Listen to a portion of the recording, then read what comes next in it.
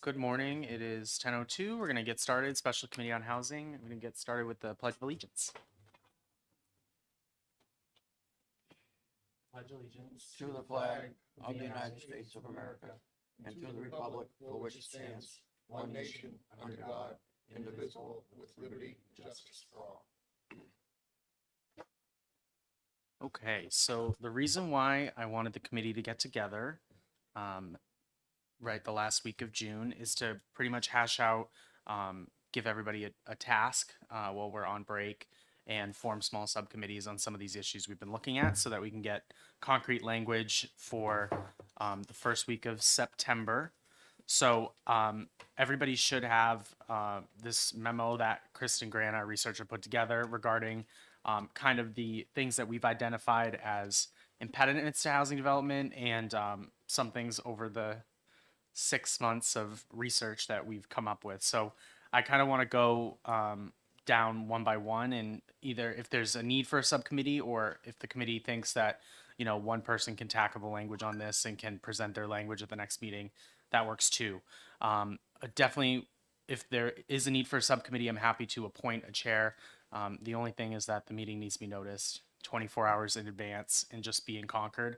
I'll work on getting permission from the speaker in if there needs to be an exception to meet during break, but if not, the last half of August also works times for the subcommittee to meet on concrete language. Are there any questions on that? Good.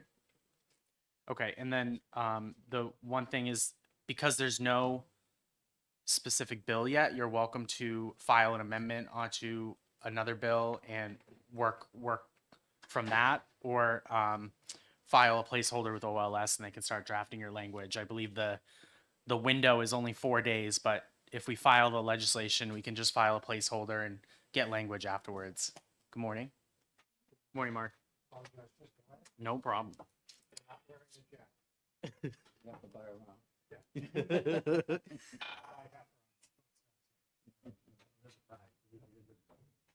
Okay, so the first thing we're gonna go down is accessory dwelling units. So I'm gonna kick this off to Representative Reed. And Representative Reed, first, I'd love for you to go over kind of your language, and then if you think there needs to be a subcommittee, or or I'm gonna leave this up to you. Okay. Oh, thank you. Go ahead. Thank you, Mr. Chair. And first of all, let me just notice the committee and you now that I will be leaving for a summer job in Alaska in 2 weeks. I'm captaining a whale watch vessel. And so I won't be available until October, which means I would have to refile before I would be available to meet in person again, but I'm happy to work with people over Zoom. I'll have time to do all of that. So, but having said that, let's see if we can get as much on the language done today.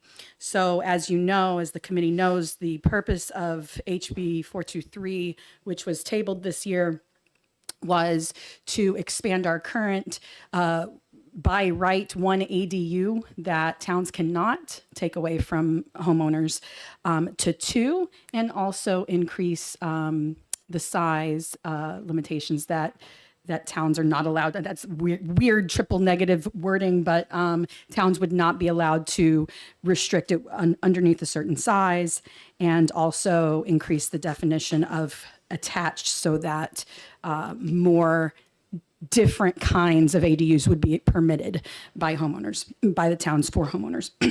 So the amendment that is before you right now, so I'm just going to walk through the different sections. I realize that it's, a couple pages long, but if you just would bear with me, and I'm happy to, if people have comments or questions in the middle of it, we can do that.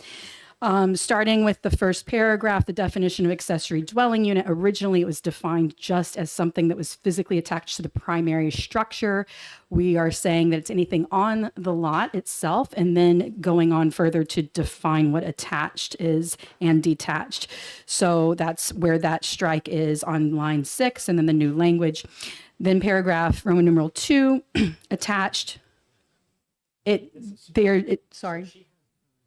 This one's mine. Where's the stack? Here's another one. Yeah, I apologize. No worries.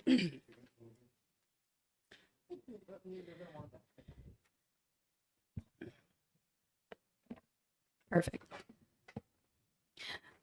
Paragraph 2 defines attached. Because we had gone back and forth with wording, this actually needs to be cleaned up. So it says shall also, but it should just say shall include, and then say in addition to units sharing a wall or directly attached to the primary dwelling, shall include units that are within or physically connected to a primary single family dwelling or completely contained. Oh, I'm sorry, it does say that. Within or physically connected to the primary single family dwelling or completely contained within a pre-existing detached structure. So we just need to strike the word also because it's a little bit confusing. So what that's saying is if someone has a detached garage or shed or what have you that's already been approved by the town, it was already built, it already has the existing footprint. It's not adding anything in terms of footprint to building if you put an ADU within, completely contained within that pre-existing structure because the town already approved that structure to be built. That is a current limitation that most towns prevent. Most towns do not allow people to put an ADU within a detached structure. And then it defines detached as something that is completely new, completely separate. Yes. So since you said we could ask questions along Yeah. the way, it seems more efficient to me. Just to be clear that I'm understanding this correctly, in Roman numeral 3, when you define detached and you use the example of an existing garage, and if a property owner wants to build a separate detached building on that same lot, is that included in this definition? Can you say that one more time? I'm sorry. Sure. So in Roman numeral 3, if a property owner wants to build You right? a detached unit on that same lot, it doesn't have to just be a pre-existing building. Correct. Detached does not include pre-existing building. So go ahead. Thought your example of the existing garage, That would be an attached ADU. We're even if it's not actually attached. correct. Ah, Because that was the interpretation that most towns are taking. Right now, a town can limit a detached ADU completely, even if you're not building any new structure.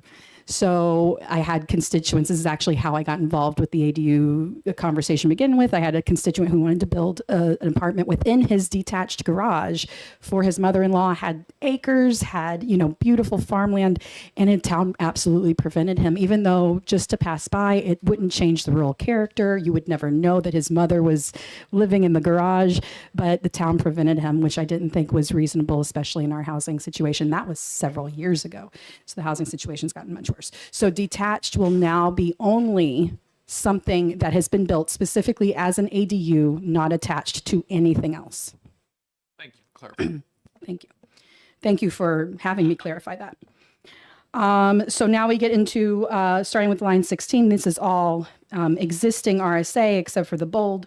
So on line 19, we're striking 1 and saying 2 accessory dwelling units will be allowed without additional requirement except as described. Later on we have, and these are things that the committee can decide, but that I kind of put forward as what I think maybe might be a happy balance between all interested parties, including the municipal association, which is with us today.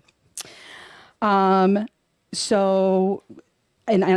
it says describing this section, setbacks, aesthetic requirements, design review requirements. So basically no additional requirements for ADUs except what will be described in just a second. The municipality is not required to allow more than 2 units for any single family dwelling. So they could allow 3 or more ADUs, but we're saying you have to at least allow 2. And I think this helps a lot of people because what that means is that you could have an in-law suite for your aging parents or for your adult children or what have you, and still have a unit that you could rent out and add supply to the market. The rest is existing language. It's important to note here that ADUs are not, it goes in to talk about things attached to townhouses or manufactured homes or condominiums, and that because there was a question in the municipal committee, well, can you have an ADU onto a duplex? And according to the existing RSA, which I tried to point out, no, you cannot. If a zoning ordinance contains no provisions pertaining to accessory dwelling units, then two accessory dwelling units shall be deemed a permitted accessory use as a matter of right. So that just kind of continues. For attached, so this is the next page, paragraph 3. For attached dwelling units, an interior door. The previous wording was shall. I spoke with 2 town planners when I drafted the original bill. They didn't really understand why it was necessary to give an interior door that would connect, especially if we're now allowing detached ADUs as a matter of right as well. So we thought rather than striking it out, just change the word to may. Representative Kelly. Why didn't you just strike this whole paragraph? Because once you do a detached, like within an existing structure, is attached, then that definition, is it more expansive than the principal dwelling unit? Like the garage isn't technically the principal dwelling unit. So if they could require an interior door between the accessory dwelling unit and the principal dwelling unit, then they've essentially nullified your change Right. for detached. So just to- within a existing structure. No, I agree with you, but just so this is an amendment to my original bill, and I had a strategic reason because the more you change in current RSA, the less likely they're going to accept it. And so I wanted to change as little as possible. So rather than striking the entire paragraph, I just struck shall and changed it to may. But may in this sentence does not mean the town has a right to require it. It just says it may be provided, but it doesn't say the town may require it. It's a meaningless statement at this point. It literally does not say anything. It's just like maybe there's a door, we don't know, but it does not allow the town to require the door. And I'm happy to strike it. But the reason I didn't strike it already was to minimize the number of changes to current language. Representative Walsh. Thank you, Mr. Chair. Just as a matter of history, I believe I was here when this was adopted in 2013, if I'm not mistaken. The reason it says shall, an interior door shall be provided between the principal dwelling unit, et cetera, is because the whole concept of ADUs was never intended for people in single-family neighborhoods to get into the rental business. The whole purpose of this chapter was to allow what it is, an accessory dwelling unit for your aging parents, your kids, et cetera, et cetera. That's why it said shall. That was a big sticking point when the bill was originally passed. With Thank law. you. Thank you. No, thank you, Representative, for that institutional memory that I even find now, with this being my 7th year, there's so much institutional memory I have compared to like maybe 2/3 of the people who have been elected since I was originally. So I appreciate that history a lot. The purpose of my bill, HB 423 this year, is to increase the opportunities for homeowners to enter the rental market and become landlords because several fold. A, primarily, it helps people buy homes if they can have a revenue stream off of that home. B, it provides extra housing supply to the market.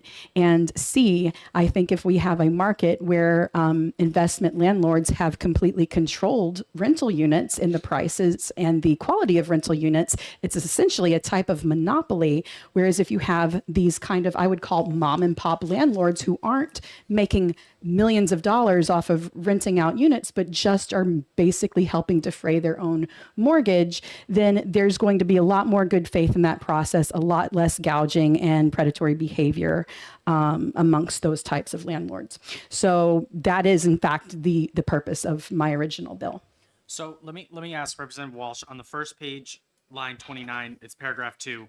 If a zoning ordinance contains no provisions pertaining to ADUs, then 2 shall be deemed permit necessary. There's nothing technically stopping a local municipality from zoning in a single family neighborhood and saying no ADUs are allowed here, right? I mean, that's the way I read it.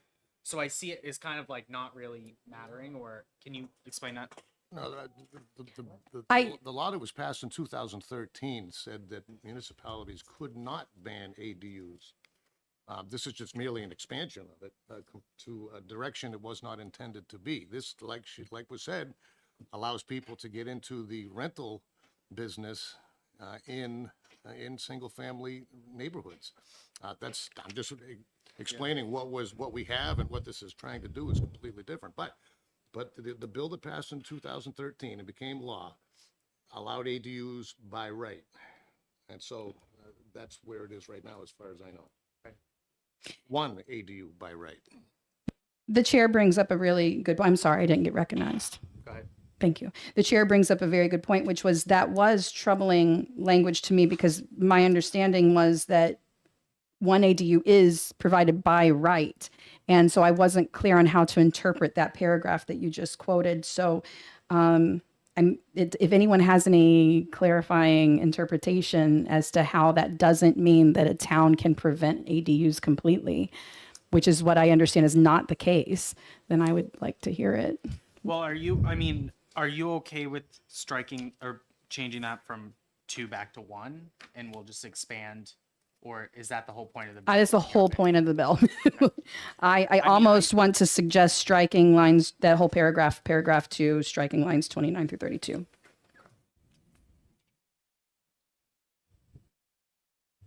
You can continue, Representative.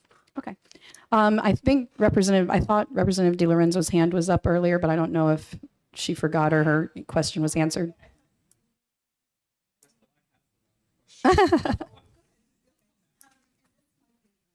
Just put your mic on. What is the purpose of the door between the two units? I think that might be a better question for Representative Walsh, since he seemed to remember the reason that they put that in to begin with, because I am fine with getting rid of that. Well, I did get rid of it in the bill, and I'm fine with striking that entire paragraph entirely and saying that it doesn't really matter whether you put a door between the two units or not. Thank you. If I may, as I said, the original intent of this law, when it was adopted in 2013, I believe, it was not for people to get into the rental business. It was to allow for family members an accessory dwelling unit, and that's the reason for the door. So as soon as you detach it or take the door away, now you have apartments. I mean, it was pretty much intended for expansion uses for family members. Thank you. Thank you, Representative Reed. Thank you. I will say that given the choice, like we all know that we need like 60,000 units built, and given the choice between a cute little garage apartment here and a little expansion, because let's be very honest, it's not like every homeowner is going to all of a sudden tomorrow, the day after it's signed, build an ADU. But this is, I think in committee, in the hearing, we referred to it as gentle density. It really is the gentlest of density. And people, given the choice, because we know we have like NIMBYs, we've said it in this committee before, but given the choice between a massive project and this gentle density where there's a little tucked in apartment that you probably can't see from the road anyway, here and there, they would much rather have that. And I know that most of the tenants would rather have that because that's usually a better relationship with your landlord, better amenities, and usually a fairer price. Representative Yokella? So I want to go back to your question about how if a zoning ordinance, how is this actually a requirement that there be accessory dwellings? I would point you to line 16 and 17 on page 1. It says a municipality that adopts a zoning ordinance pursuant to the authority granted in this chapter shall allow accessory dwelling units as a matter of right. And so Roman 2 is only if they have not done the provisions or said in their zoning ordinance it's allowed by right, then it would default to you have a right. Thank you for that clarification that I was asking for earlier. I appreciate that, Representative. If there's no further questions or comments, okay.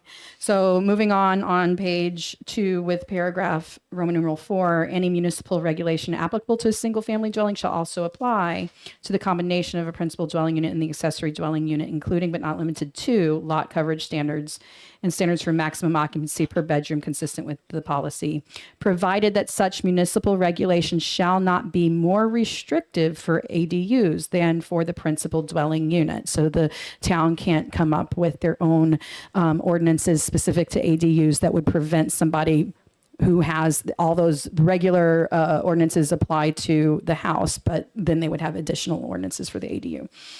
The municipality may require adequate parking to accommodate an accessory dwelling unit, but shall not require more than one parking space per accessory dwelling unit on the lot. This is something that has been brought up in this committee a few times. I took a stab by saying one space per ADU, but I'm open to what the committee members think of this, and also whether or not they want to specify off-road or on-road parking, whether we want to say a town cannot restrict based on parking spots at all, or whether we want to have more parking spots per ADU, as I'm sure that the municipal association would prefer. I'm gonna just speak for myself. I would prefer if you do shall not require more than one off-road parking per bedroom per ADU. Or more than one, and it may be off-road, right? No, It has to be Yeah, it shall not require more than one per bedroom. road per bedroom. So that would allow for street parking or whatever. Okay. I don't know how the committee feels. Representative Damon. Thank you. If you would, just inform me why the preference for that parking space being off-road. Well, it would designate only one off-road. I guess like they can require two, but Can we, only one can be off-road. I if that wasn't makes sense. questioning about the number of parking spaces at the moment, but about specifying on-road versus off-road. I think, to me, the issue is simply there needs to be adequate parking. I don't think it matters a whole lot whether it's on or off-road. Probably matters in the winter, but that matters no matter what. Representative Walsh and Representative Reed. Yeah, thank you again, Mr. Chairman. I believe this came up because it was stated that some towns or some municipalities were actually insisting on 6 or 8 parking spaces for an ADU as a way to get around the ordinance, because the current rules, current law says adequate. So that's pretty subjective, and towns were taking advantage of the word adequate and overdoing it. Well, complete reversal from that statement, I think, after seeing or being involved in planning for 12 years, I think 1 is too little. I think that would be problematic, especially because some of these things are getting on the larger side. We're going up to 1,000 square feet, which accommodate 2 bedrooms very easily. Actually, that's a ranch. So yeah, it could be 3 bedrooms, unless it says otherwise. So I would not be in favor of the 1 parking, whether it's on-site or off-site. One per bedroom, would you? That would be more fair. Mr. Chair.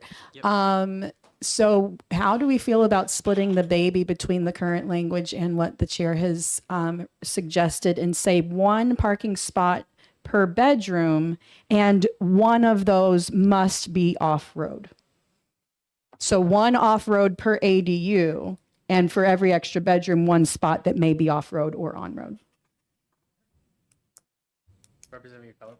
I think just saying 1 parking spot per bedroom, like obviously I prefer no parking spot requirements, but 1 parking spot per bedroom, I think is one, it takes up less room and is less confusing to the members, and also, as we were discussing it, if you're limiting,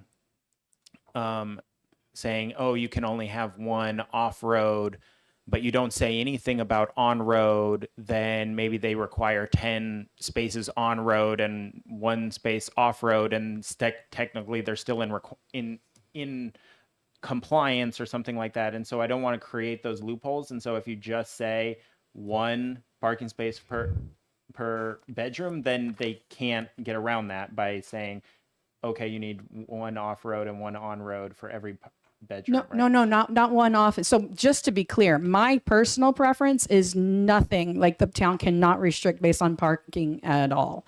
I put this in as a step forward towards what I presume the municipal association and others with a similar mindset would want. So what I didn't understand the loophole you were describing, but what I'm suggesting is if 1 per bedroom, and I would like to say, I kind of think 1 per bedroom is too onerous, because if you have multiple bedrooms, most likely what's happening in that situation is children who don't need a car, right? Like, your 8-year-old doesn't need a car. So I think if you had a 2-bedroom or 3-bedroom, requiring 2 or 3 parking spots is too onerous.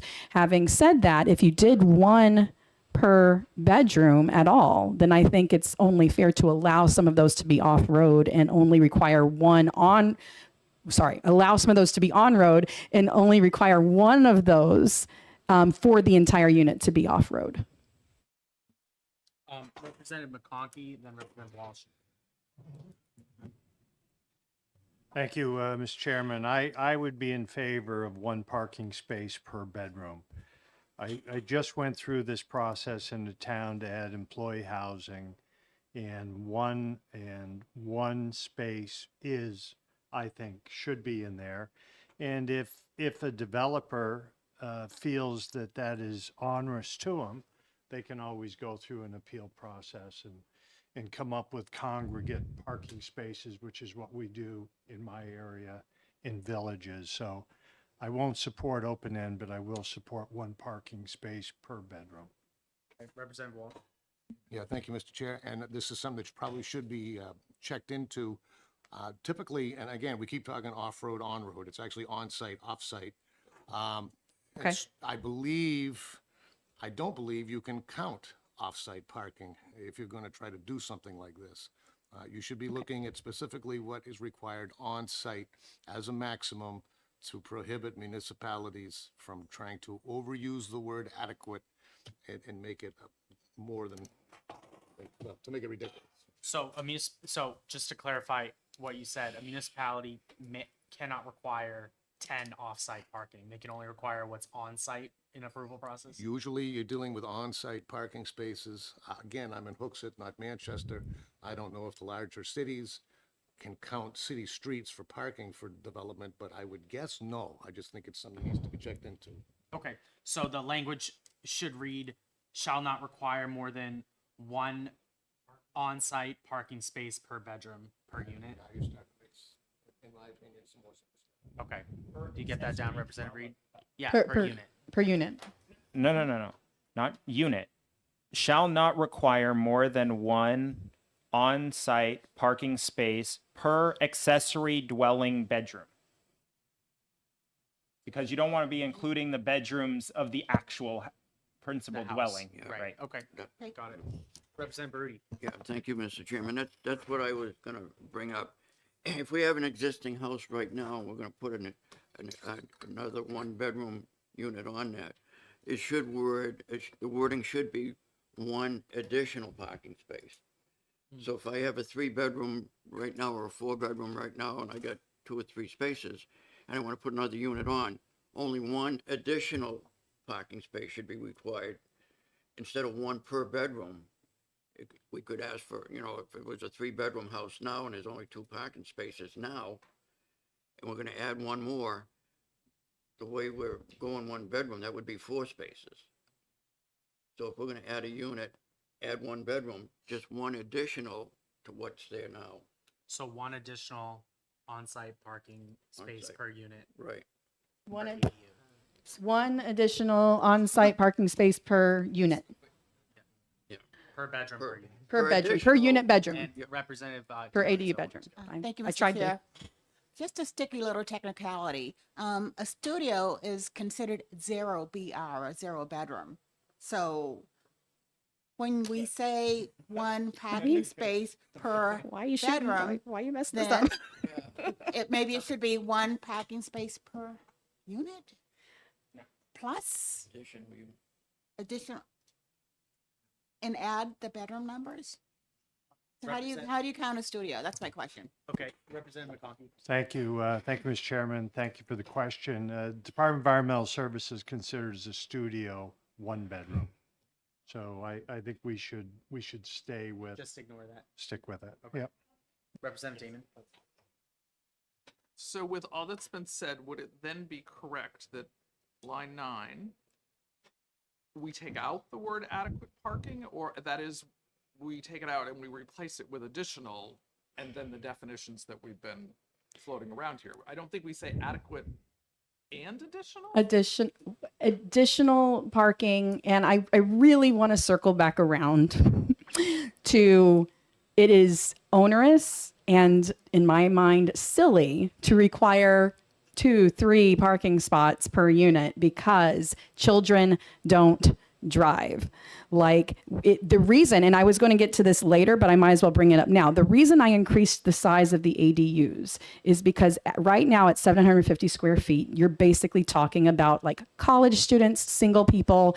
People don't have long-term stable housing in something that size. If they want a dog, if they want a spouse, maybe start a family, they need a little bit more room than 750 square feet. So that's why I increased, and that 1,000 is only for the one ADU. Any other additional ADU may be restricted down to 850 in the languages I have it. We can talk about that. But the point is that it's not that much. And if you do happen to have an ADU with an extra bedroom, with 2 bedrooms, that's going to be for a kid. That's not going to be for, like all these, like, I don't even know, like maybe the town could restrict subletting of the renter who's renting the ADU from subletting the bedroom or something. But we're talking about people having kids, not, all these adults sharing an ADU. Representative Yockello. So I think that I understand, and obviously I agree with your points, but it doesn't need to be that big. We're already moving in a good direction by not letting them have unlimited number of bedrooms. And so I don't think that this is the hill to die on in this bill. And also, just for clarification, because we've passed all the deadlines and stuff like this is going to be a new bill, right? And I would prefer that line 6 on page 1 be not located within a lot, but on a lot. Okay. And I also, just for like my preference, I think that that it would behoove us to consider slicing this bill into 2 bills, specifically regarding these attach detach fix as possibly one part of the bill, and then the increasing the number of ADUs to a separate bill, since they're kind of independent of each other, and one of them is and both of them would help if either of them passed. And so I just, if we end up going into a subcommittee or whatever, I think that possibly dividing that or considering what things might be able to improve, like whether the parking requirement change and this attach detach thing might be considered like a fix to the existing law, whereas this other thing is an expansion of it, right? And so I don't know if something to consider. I'm recognized to Go ahead. respond. Thank you. I completely agree with you on your first couple points. I'm not suggesting that the parking is a hill I'm going to die on. I think clarifying adequate is a step in the right direction in any case. And I absolutely am fine with saying on instead of within. I'm not sure what the difference is, but I'm fine with it. At this point, I don't see the sense in dividing this into two bills, because I think if we all can get on the same page about the entire thing, and it just hits whatever committee, maybe this own committee, with the unanimous recommendation of this committee, I think it's a strong bill, and it's dealing with the same exact RSA. So I would hate to like parse that up and, try to figure out which part belongs in what. But if we are, so what I think that we're at now is to say additional instead of adequate, and to say one on-site parking space, that they cannot require more than one on-site parking space per ADU bedroom. Accessory dwelling unit bedroom. I'm abbreviating, Representative. Per ADU bedroom. Representative Walsh. Actually, I'm just, once we're done with parking, I just want to bring up one more topic before Okay. we move on to the. Is everyone okay with that language? Representative Damon. Can we just ask the municipal association to weigh in on that language? I would be happy to ask Mr. Grace to. Nate, do you want to come up?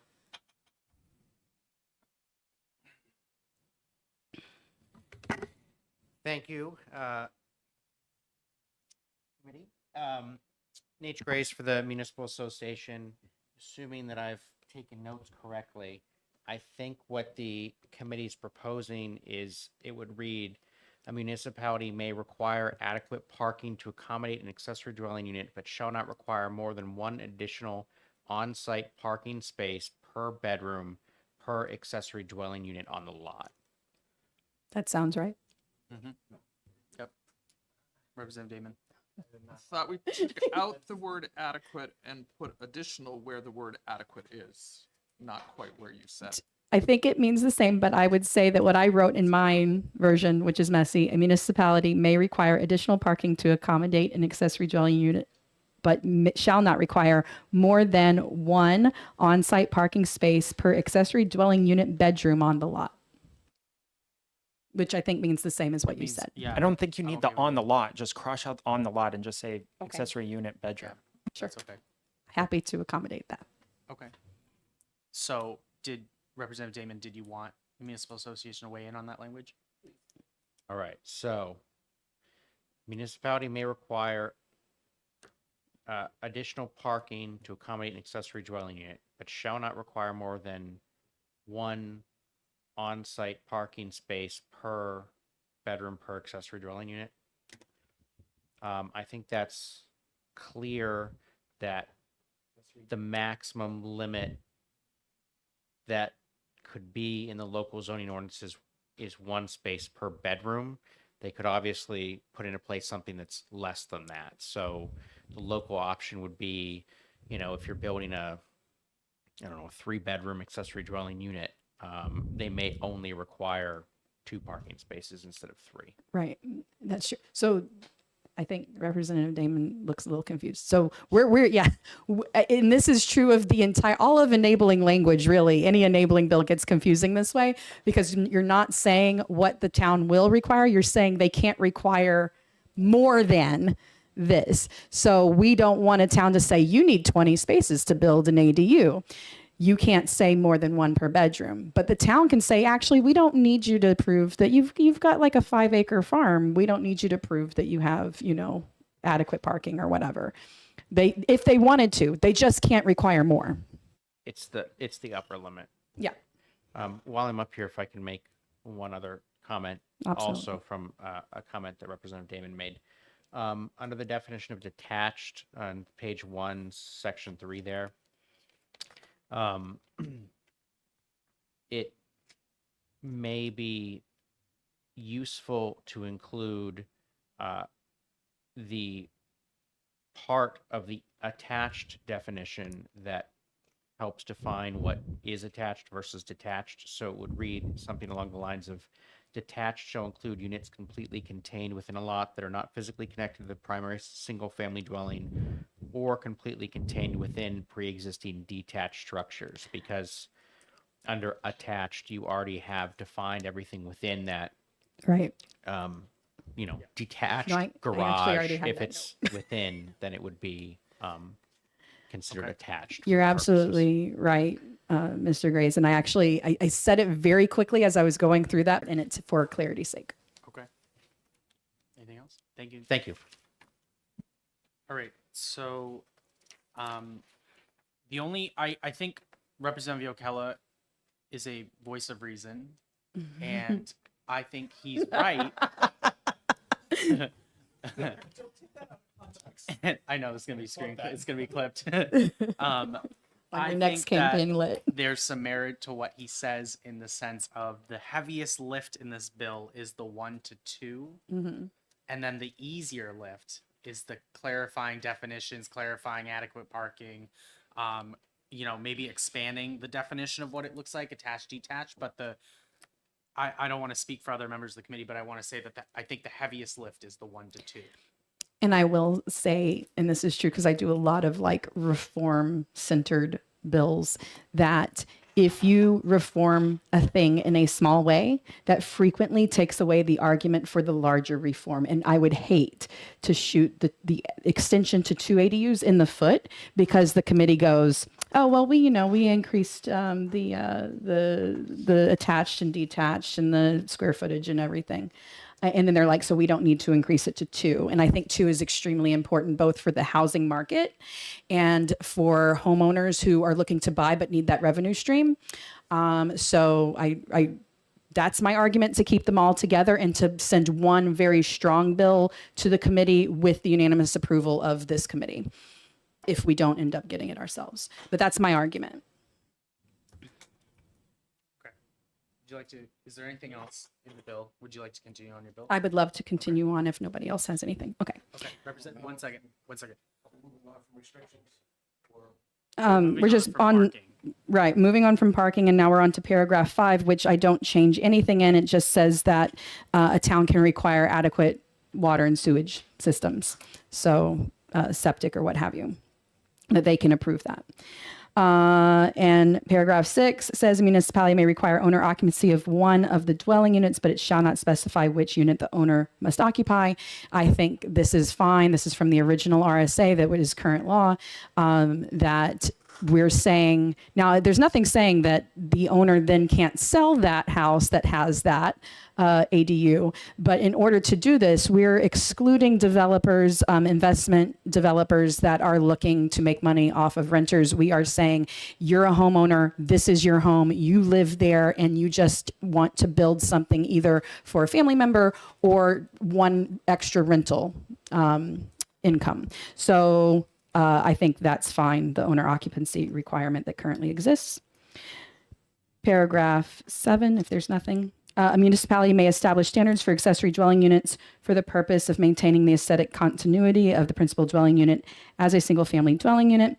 A municipality may also establish minimum and maximum sizes for ADUs, provided that the size may not be restricted to less than, striking out 750, 1,000 square feet for one of the units allowed by right, and 850 square feet for any other unit, provided that it is the primary, that provided, and this is a new piece that I did add after hearing one of the presentations, provided that if the primary structure is 1,000 square feet or less, the municipality may restrict the accessory dwelling unit to 800 square feet. So one of our presenters, and I forget who, I apologize, talked about this being, or an 80% rule being something that some towns do, saying that because you don't want the ADU to be larger than the primary dwelling unit or the primary structure, the primary dwelling unit. So that makes sense to me because then it kind of loses the purpose of being an ADU. So I thought that was fine. And we are allowing, again, this is not legislation that is saying this is what has to happen. This is legislation allowing towns to do this.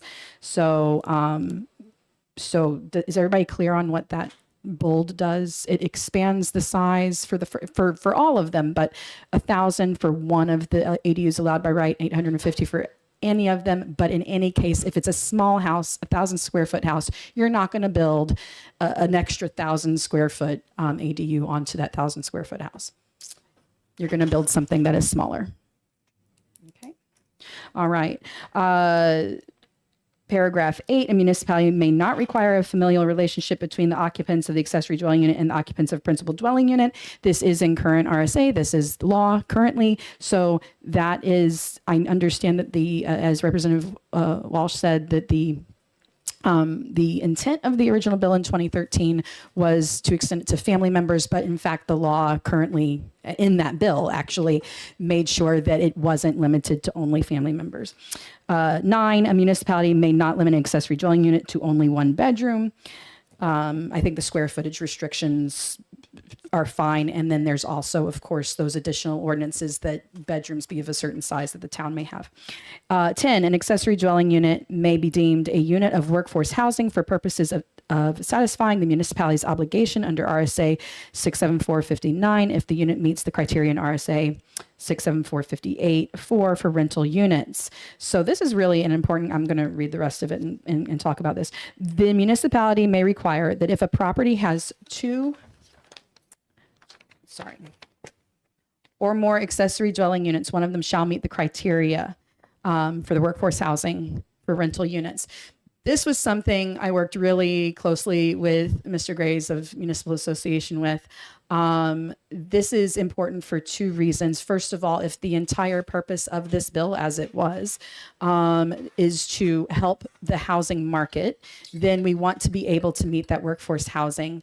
So this allows towns, without building big projects, without building big giant apartment buildings, without these giant developments that people get, NIMBY-esque about, it allows towns to meet in a decentralized way those the workforce housing requirements and help our overall housing crisis. It also de facto, because another consideration we were worried about, and in one of the early drafts of this bill, I had prohibited or allowed towns to prohibit on the second unit short-term rentals. By putting in the workforce housing definition, because short-term rentals are so much more expensive, this de facto allows towns to prohibit short-term rentals on any unit that they require the workforce housing. Again, they can only require it on one of the 2 ADUs. They can't require the workforce housing rental limit on both, but they can require it on one. And for that one, there is that would de facto prevent short-term rentals. Yeah, I see a hand. Representative McConkey. Thank you, Mr. Chairman. I would assume that RSA 67458 is a relatively short item, and if committee could get a copy of that at some point during a break, I just want to be able to read that. Go ahead, Representative Capello. Thank you. I was looking it up as we were talking. So 67458 Roman 4 reads, it's the definition section of that's of the workforce housing. It says workforce housing means housing which is intended for sale and which is affordable to a household with an income of no more than 100% of the median income for a 4-person household for a metropolitan area or county in which the housing is located as published annually by the United States of Housing and Urban Development. Workforce housing also means rental housing, which is affordable to the household with an income of no more than 60% of the median income for a 3-person household for the metropolitan area or county in which the housing is located as published annually by the United States Department of Housing and Urban Development. Housing developments that excludes minor children for more than 20% of the units in which have more than 50% of the dwelling units have fewer than 2 bedrooms shall not constitute workforce housing for the purpose of the subdivision. So essentially that middle sentence where it's talking about rental is what we're talking about here. 60% of the area median income. So 60% of a median income for a 3-person household in that county. Okay, all set. Mark. Okay. If it could be narrowed, and I don't know that it can, to exclude the beginning where it talks about sale of a unit, because I don't know if there's a point to break in there because the word sale is going to cause heartburn to some people. Where is the word sale? I mean, In this bill? in the definition, Yes. Oh, we're not opening the- that. you couldn't possibly sell the accessory dwelling separate from the. I, But I understand. I'd like to Okay, see it in so- writing just so we have it and be able to so pull it apart. I think that what you're saying is that since this definition is all in one part, that it would almost be better to just grab that middle sentence and stick it in the bill instead of referencing the RSA, is what you're suggesting? I believe so. Okay. Okay. Ellen, did you get that? No. Okay, so There's a middle. can you modify? Workforce housing also means, so Can you just read it out loud? Just say it out loud. So instead of saying or referencing RSA 67458 Roman 4, he is suggesting that you quote a section of that saying Just the that it rental section? qualifies Or just the that formula? it meets the criteria of affordable to a household with an income of no more than 60% of the median income for a 3-person household for a metropolitan area or county in which the housing is located, as published annually by the United States Department of Housing and Urban Development, period. Okay. Can you read the part that was giving heartburn, the sale piece? Yes, he did. Well, it's referencing. It's this referencing the in whole this, thing. But yeah, inside of the 4, it says workforce housing means housing which is intended for sale and which Gotcha. is affordable to. And so he's trying to avoid that by We just. could also just say, quote, rental. We could like just specify the rental portion of that section. Well, you Right. kind of already did in the Yeah. thing saying 'Cause the whole thing is RSA rental. 67458 colon or Roman 4 for rental units is already in the bill, but he's saying Right. he's thinking that it should be more clear and just Okay. essentially take that part that's can. referencing. I can get clarifying language to make sure we're pinpointing that specific section. Okay. All right. All Are good we stuff. wrapping this up? We're wrapping up. We got like 3 more paragraphs and we're done. Roman numeral 11, paragraph 11, a municipality shall allow detached accessory dwelling units to be sited on a lot line if the lot line abuts a public alley unless the municipality routinely plows snow on the public alley. This is directly out of the missing middle language that a lot of states have adopted and that I worked with oh my gosh, what is the university people that came? Mercatus people, this is what they specifically suggested. I don't know if anybody has a problem with that, but it seemed reasonable. Representative McConkey. Could I ask why it would seem reasonable to allow a building to be built on a lot line? If it's not abutting another owner, but is abutting a public alley, and that alley is not plowed, then that's why it'd be reasonable because you're not really hurting anyone. It kind of, that public alley provides its own buffer. Well, I'm thinking like blind spots and corners and things like that. Like, is there anything that would restrict a municipality from not allowing that? I'm happy based to on- strike it. It was by the chair's recommendation. I work with the Mercatus Center people. Oh, I'm glad. And this is what they suggested, and it is out of part of what's out of some other states' language, but I'm happy to strike it if people find it problematic. I think that All right. is a good call. All right. In that case, that's what I have noted. And when we get to the end of this, I will have OLS draft up according to our notes today, and I'll have that sent out to everyone. Roman numeral 12, a municipality shall allow accessory dwelling units to be converted from existing structures, including but not limited to detached garages, regardless of whether such structure violates current code requirements for setbacks or lot coverage. This is also from Mercatus. It's really kind of, in my mind, like extra because we already kind of said that, but I'm fine with leaving it in. I like the language because it's like already a building that is built on a lot. Yeah. And it just like if somebody wants to renovate that building to make it an ADU. Right. It just can't be restricted, but it's already existing structure. I like Yeah. that language. Representative Yo Keller. Yes, I would agree with you just on because sometimes s- non-conforming structures have additional restrictions. And so this is essentially saying that you can't, you're allowed to keep non-conforming structures and you should be able to, modify within them. Right. And so I think that The key that's point is better. regardless of whether such structures violate current code requirements for Right. setbacks. Yeah.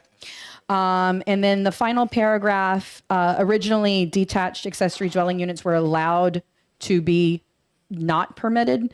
Towns were allowed to prohibit them, but we're changing that to municipality is required to permit detached accessory dwelling units for at least one unit allowed by right under this chapter, but may require any other units to be attached.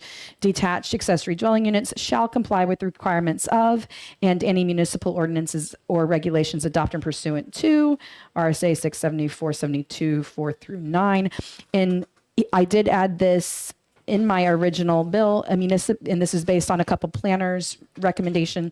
A municipality may require a property to have a minimum lot size of up to 1/2 acre in order to have 2 or more accessory dwelling units. So that doesn't touch our one ADU. Right now, it doesn't matter if you have an eighth of an acre or whatever, you can still build one ADU. What we're saying is, yes, that second one is allowed by right, but the town can say you have to have a 1/2 acre for a second one. Which I thought was reasonable because you are adding a whole entire second ADU. But I'm happy to open that up to discussion and see what the committee thinks. Any comment on that language? Okay, so Representative DiLorenzo. I just have a general question about unit size and, requirements. And the question is that, have you considered handicapped accessible units? And I'm asking that because I could imagine doing a ADU with accessibility requirements for a wheelchair person. And then if the person who uses a wheelchair needs to have an aid, a live-in aid, would any of that be considered in the ADU bill? Well, I mean, there's still like the ADA that needs to be followed. Well, I get. I mean, does anybody have an answer to that? No. Yeah, I don't, Or, yeah, I don't know if you can plan for the future like Yeah. that. Maybe if this happens, I don't think, for our purpose, I don't think that would work. Okay. right, Representative Yo Keller. I think that hopefully, I mean, what you seem to be talking about is there enough room for such a situation? And hopefully, personally, I think that 1,000 square feet is probably enough room to be able to house 2 people in different rooms. But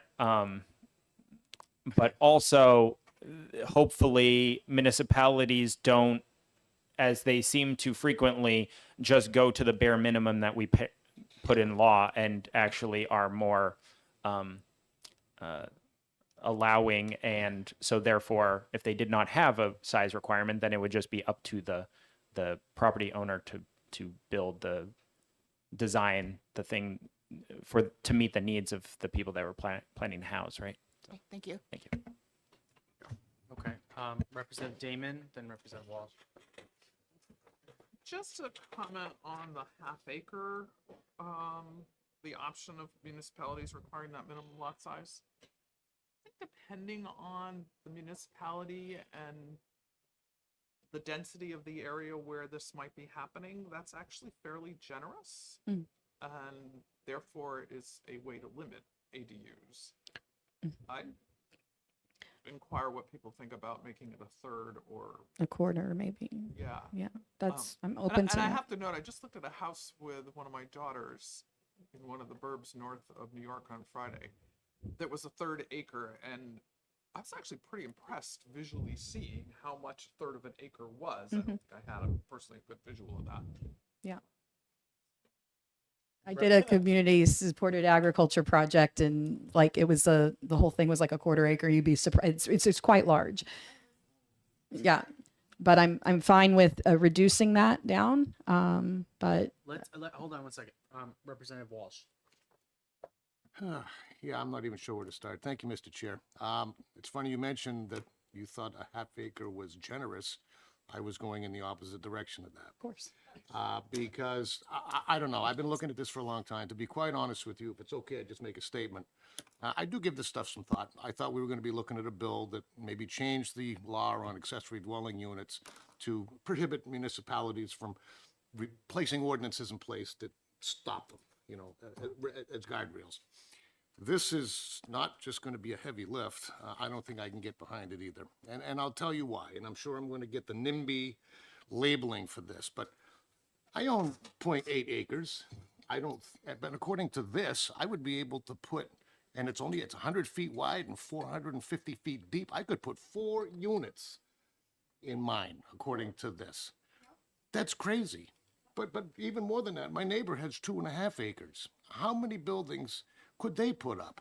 Now, the reason when this whole ADU thing went into place and they were attached, it's so people weren't building apartments all over their properties. And why that's a problem then, and I still think it is now, again, here we go with the NIMBY labels, that's fine, but if we don't speak our opinions, what's the purpose of even coming here? If you look at most residential subdivisions, you've got your front setback to a house, which is usually 50 feet. Even if they go more than that, they usually have all the houses about the same distance off a road. So when everybody's looking out each other's windows and looking in the other windows, they accept that. People use their backyards for their little serenity, their little privacy. They're a fence or a tree or a bush away from having some sanity. And now what we're trying to do with this expansion is allow one neighbor over here or one neighbor over there to start building buildings all the way down into that backyard.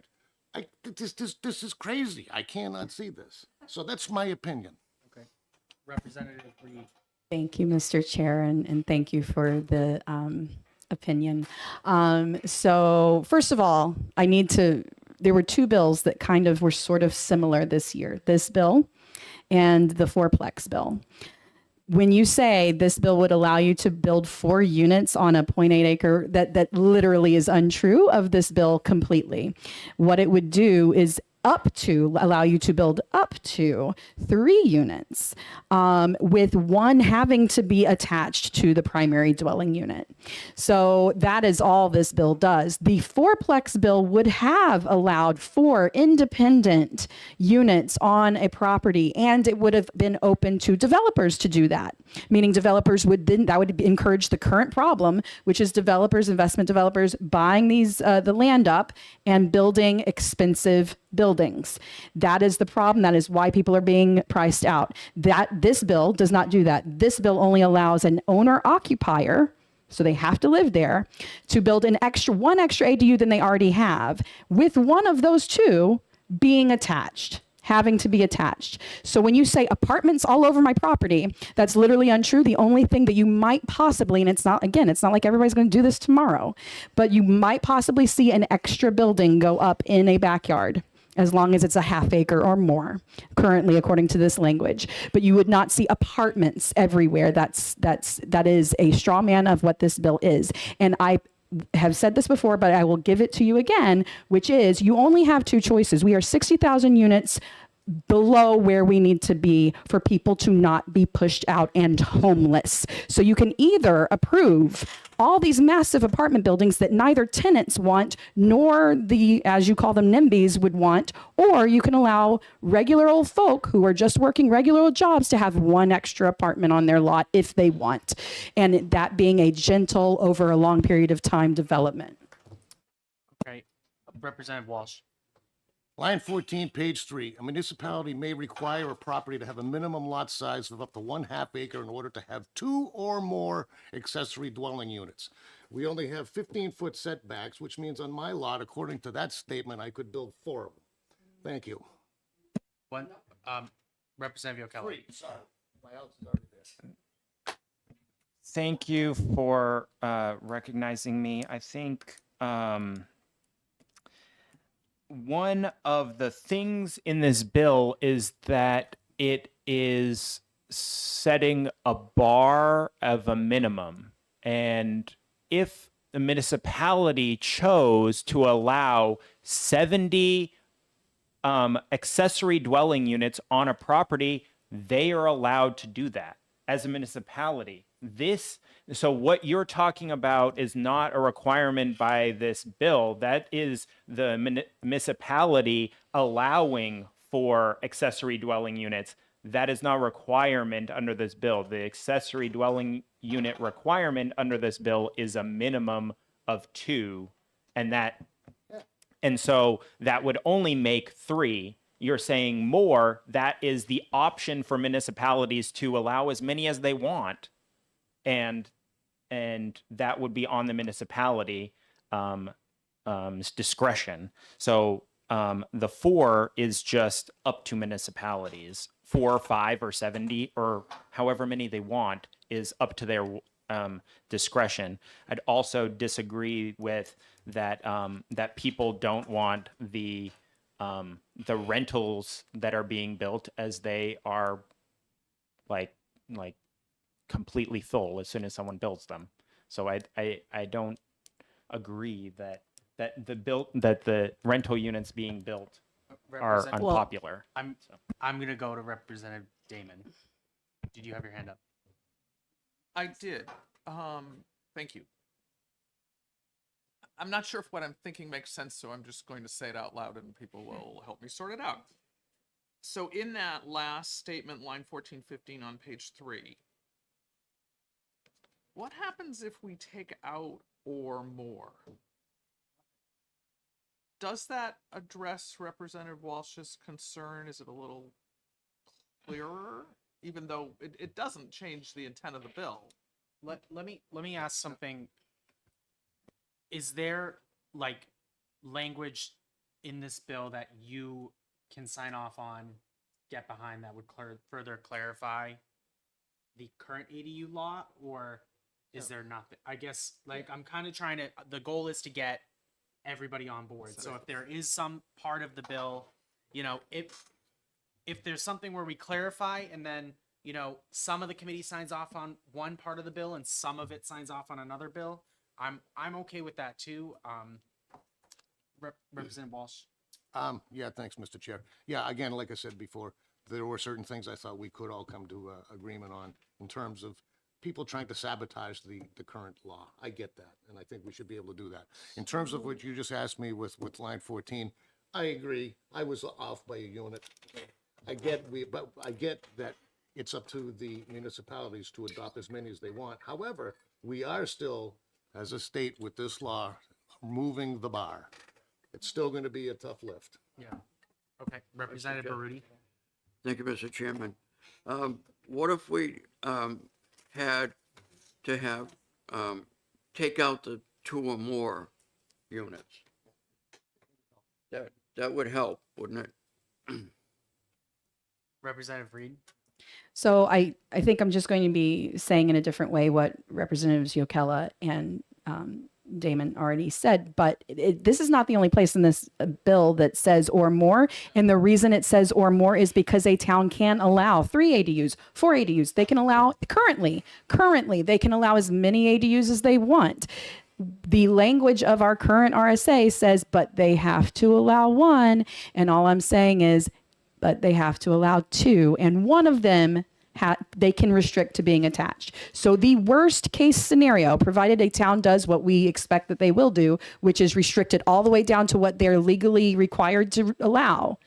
The worst case scenario, the most urban, most apartment-y looking property would be a half-acre lot that has an attached ADU that's part of the primary structure and 1 extra building in the back.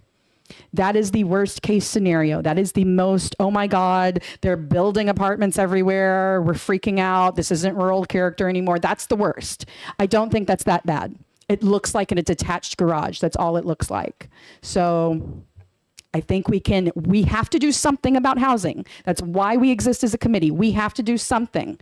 So we either keep doing what we've been doing, and more people will be kicked out of the state, and more people will be homeless, or this is the lowest hanging fruit you can imagine. Just let homeowners build one extra thing on their home. And if you are scared that all of a sudden tomorrow it's going to be a free-for-all with all these ADUs, we currently allow one ADU. How many places have that ADU already? Okay. Chair. Yep. One last thing on that. Okay. That is my point, that currently the municipalities can do or approve as many of them as they want. They just haven't done it yet in 11 years. Imagine that. And now we're telling them, we're proposing to tell them that now they have to. Thank you. So Representative McConkey. Thank you, Mr. Chairman. Of all my years, in excess of 7, I've dealt in a committee, Public Works and Highways, where a level of passion never rises above and beyond asphalt and concrete prices. I have prided myself of being part of a committee that reaches consensus or we don't move forward. So the way other people conduct their business and their committees is what they are. I'd like to keep this back to a level of not condescending, but trying to work in cooperation. I think that Ann Moore would make me happy to be out of there, because towns can always do, or municipalities can always do more if they choose to.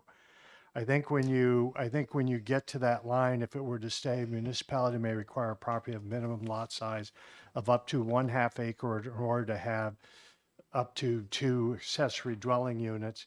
But you might want to key it back to providing it meets the requirements. There's a requirement in here from Section 5 that talks about disposal of sewage. Unless it's a municipality that has water and sewer, you're never going to permit 2 accessory units to be on a lot that's less than 1/2 acre. It just doesn't happen. So I think you need to tie that back. You say it either with municipal water and sewer, or just say per the requirements of number 5. Because in my neck of the woods, where we don't have water and sewer, that you're giving a glimmer of hope to a developer that they can never get to. So if the goal is to get through today so that we can have an individual bill, then I say nay. If we're going to work on it, I'm happy to work on it. Okay. Representative Reed. Thank you, Mr. Chair. So right now, this is the most restrictive form of what you're saying. What you're suggesting would actually make it less restrictive. We're saying currently the town can require a 1/2 acre, and in addition, the water restrictions, the sewage restrictions. We're saying a town can require both. If you take out the 1/2 acre and tie it back to 5, then what you're saying is there's only the sewage restrictions. So this is the more restrictive version right here. I want to go back to the original comment made about passion and the supposed definition of civility. So I understand that people of different generations may perceive how, especially some sexes, express themselves as being maybe out of what they expect.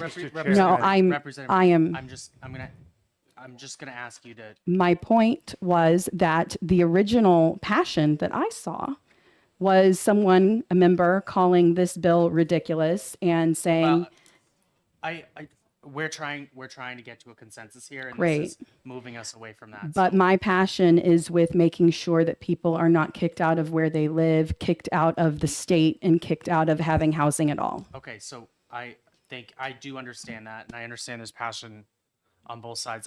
Or all sides. I guess we've been at this for an hour and 15 minutes. Is there a way for us to maybe send language to Representative Reed that would get you to a yes on this bill, crossing things out, making changes? It can't be to the entire committee. It can be one-on-one sent. I guess I'm kind of wondering how the committee wants to move forward. We have a couple other things to talk about. Representative Damon? Okay, Representative Yokella. I think that the language, obviously, the language that we've talked about thus far and the changes that we've talked about thus far, I support all of them. And so I don't feel the need to submit anything necessarily to Representative Reed, but I definitely do think that there are things potentially within this bill that other members may have that we've talked about that may have issues with, and so those members I think could reach out to Representative Reed, and that would impress upon her what I was previously stating as the benefit of having two bills, and that you could get one of them with unanimous support and one of them with majority support potentially. Is what I was Okay, thinking. Representative Reed.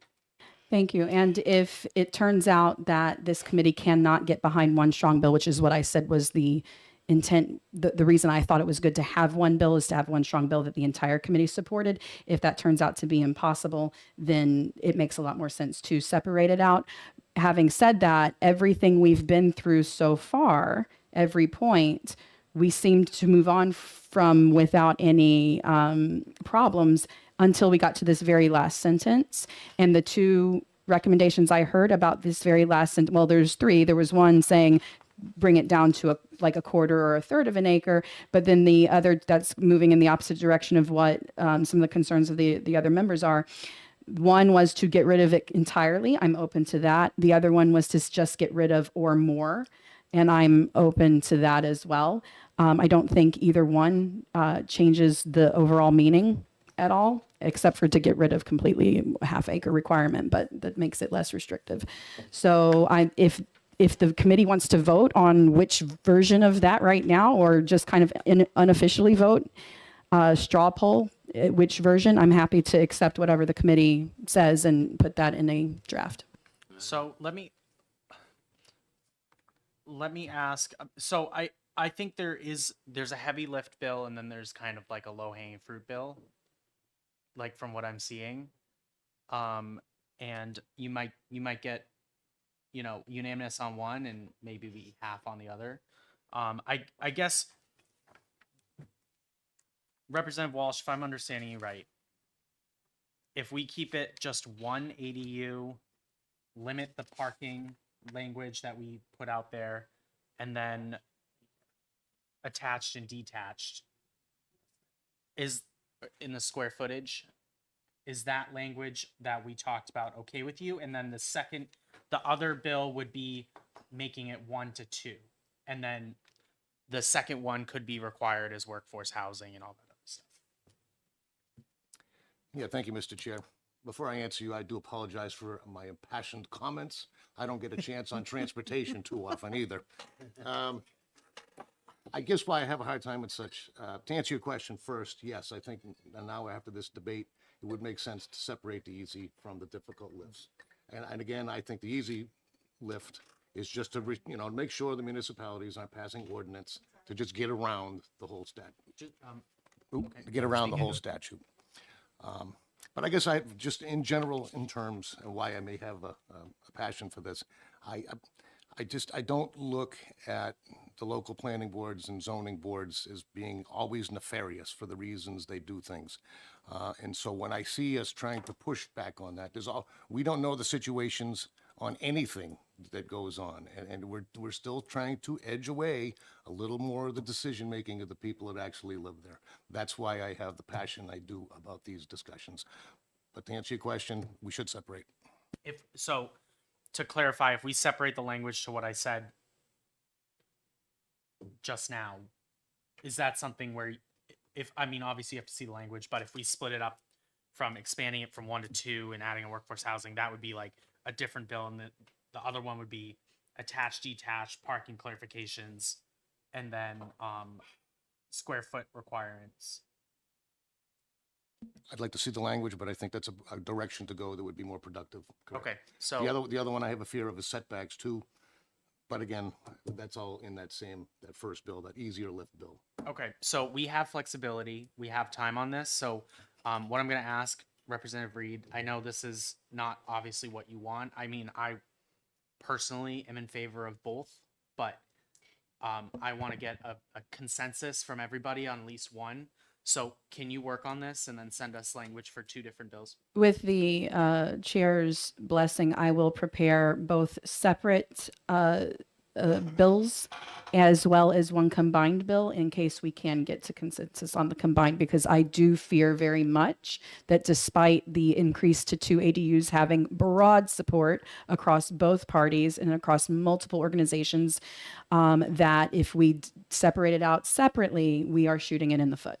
So I would like to propose or prepare 3 different bills. Okay.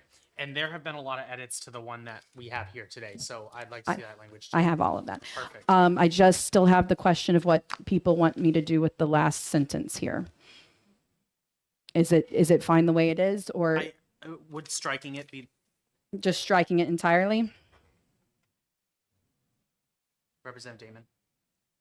So if we strike that last statement entirely, then that doesn't change existing law in any municipalities, so they in fact could, correct me if I'm wrong here, could still have a minimum lot size. No? Representative, yeah, go ahead. So thank you.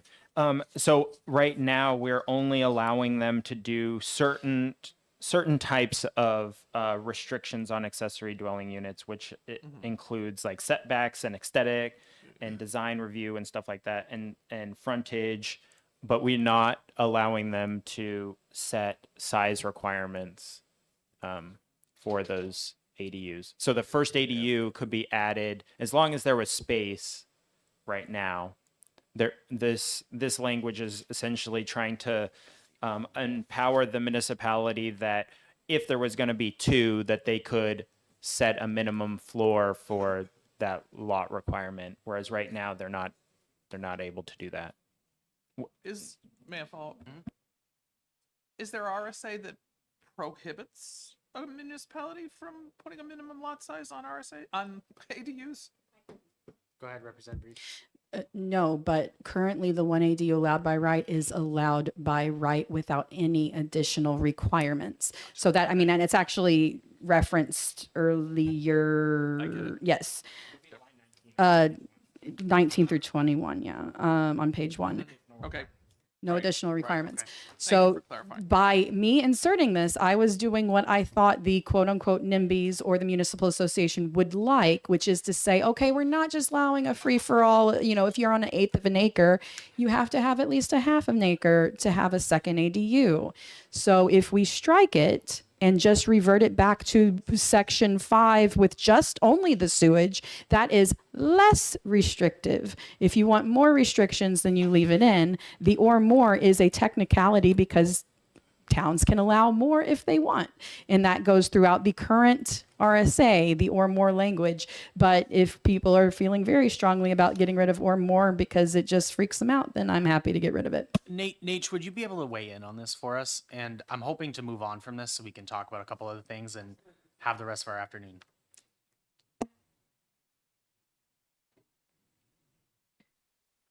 Mr. Chair, as you'd like to move on, I'm certainly happy to work with Representative Reed to work on this language.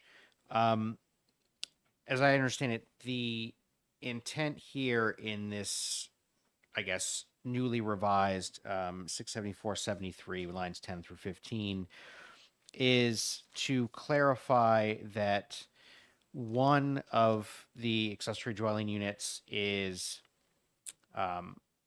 allowed to be detached by right, and then the other one could either be attached or detached. And obviously the municipality could allow more than 2 units. And as part of that, I think the intent is to ensure that there's adequate lot size to accommodate things like septic, sewer, wells, etc. Based on the committee's conversations, it appears there needs to be a little bit more tweaking of this language. I'm happy to work on that, but I don't have any language at the moment. Okay. Thank you. Thank you. Representative Damon? So as a new rep here, I just have a process question. What is permitted for conversations outside committee? For example, if I want to have individual conversations with various different members of the committee, That's allowed. but then the conversation with party A may come up in the conversation with party B, It's allowed. that's all fine? So we can bounce things back and forth and we can do it by Yep. email as well as whatever else. Okay, I just wanted to be sure I wasn't violating the If I form a infamous- subcommittee on this, it would have to be noticed, and, but if you want to work on some part of specific language, Representative Reed or any member of the committee, you're certainly allowed to do that. And it just to add on to that, if you have a meeting of any meeting you have, Zoom or otherwise, with more than half or more of the committee would require a notice by 91A, but less than half is fine. Okay, so I'm hoping to move on from this. Do we have action items on this? Representative Reed, you have it? Okay.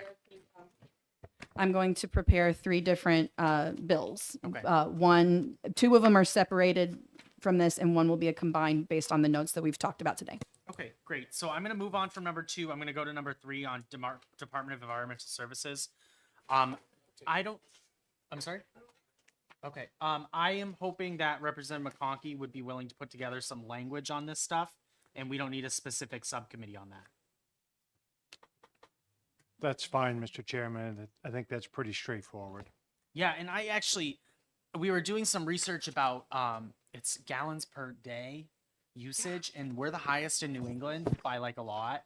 So I kind of want to see like it's through a rulemaking process, but I kind of want to see like a way to update the legislature and, you know, identify what rules have been in place for a while that could be lax things like that, laxed up to the legislature. Representative Bucalo. Thank you. I mean, I definitely, I guess I would like to kind of get a sense of where we are headed with the environmental services thing, because the way you described it with the 150 gallons, I think that it should be changed. I wouldn't, I don't care to get a report from DES about we've had it for 30 years or 10 years or 2 years. It doesn't really matter to me. I think it should just be changed. And so so I guess the wording that you said, it seemed like give me an update of like how often this has changed or whatever, and I'm going in a different direction with that. And so I guess where's the committee, I guess, planning I to move think I on was that? splitting hairs. I think Representative McConkey kind of gets an idea of the direction that we want to head with this stuff. So I'm going to let him put together language and then present it at our meeting at the end of August, first week of September on what you came up with. And if there needs to be tweaks, we can do it then. So I want to go back to number 2, appeals of unfavorable board decisions. So we talked a little bit about expanding the HAB, but further clarifying appeals that can be made to the HAB. So we want to add all these other, like if there's an unfavorable decision by the fire department, health department, state fire marshal, obviously zoning, Heritage Commission, endangered species, any of those things, that those suits or appeals can be done through the HAB. So I have Catherine Carey Fox here to at least, can you come up and explain the language currently in the HAB? And you say it's not necessarily needed to clarify this language, but could you give us kind of a direction for this committee, please? This is one of the issues that we identified as a problem, where people are receiving unfavorable decisions from local officials, and we want to make sure that they have a avenue to appeal that. I'm happy to assist if I Thank can. you. So good morning, I guess. Kathy Corey Fox, and I am with the Bernstein Shore Group. I work with one of the attorneys who was the former chair of the Housing Appeals Board. And when I heard previous discussions on their duties and such, I reached out to Greg Michaels.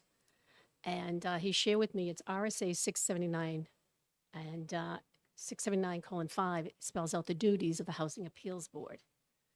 And I think at that time at your meeting a few weeks ago, some of the concerns were raised. It was his opinion that the Housing Appeals Board could hear such cases. The question did come up about, I think you had asked about the state fire marshal and those codes, and he was kind of questionable about that. His comment to me, if it was part of the overall plan, possibly.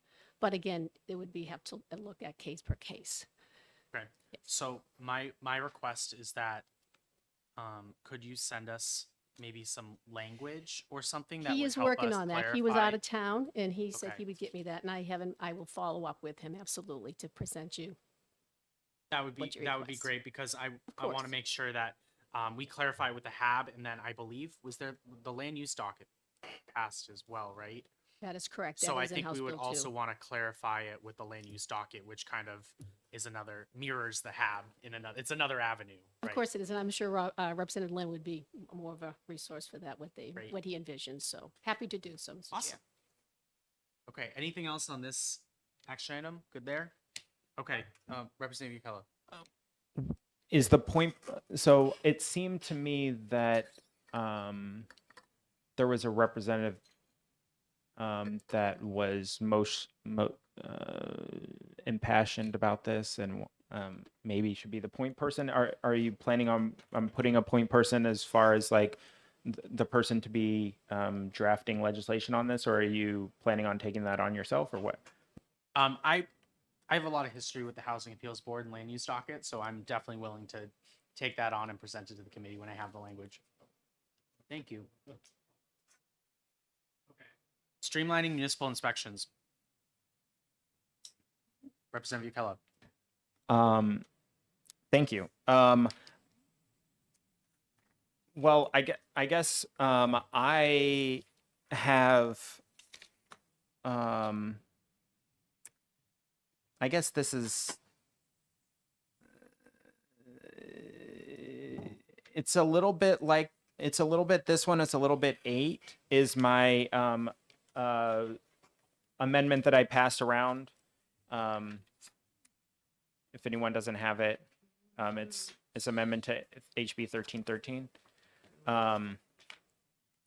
It's about things that I have. You need a copy? We talked a little bit about a lot about how like restrictions and how we could help incentivize the streamlining of processes and how we can affect, I guess, municipal inspections and or make things go more smoothly and quickly. The idea that one of the ideas that I'm working on or have been asked the researcher, not the committee researcher, but the actual like OLS researchers, is to find how Seattle did their accepting of plans and approving of plans like regionally or at the state level. And so I have already asked about that and was planning on trying to get some language for the committee on that. They gave me information that was kind of off to the side of that, not exactly what I was looking for. And so I don't have that for you guys today. All I have is this other amendment, which is trying to help allow more municipality to have kind of the effect of encouraging municipalities to improve their processes or improve their regulations to be more accepting of smaller lot sizes and smaller structures without going down the road of that some on this committee oppose, which is mandating it from the state level. And this amendment to HB 313 that I've drafted 2235H is essentially incentivizing them by tying it to the Housing Appeals Board, which, or not the Housing Champion designation, which we just created inside of the budget, and saying that if you want to become a housing champion and get the money that might come with that, then you would need to have not unreasonable lot size requirements or actually very, very good lot size requirements for housing. And then municipalities shall not require minimum sizes for structures now that we have this new small structure zoning, or not building code. And so this would not be a mandate. It would just be, if they wanted to be considered for the housing champion, they would need to do this. And so I felt like this was kind of a way to encourage them Okay. without doing the mandate. So Let me think. yeah, there's a housing champion designation that has been created through the budget. Currently, the rulemaking process to be a housing champion is up to which office? Is BEA? Yeah, BEA.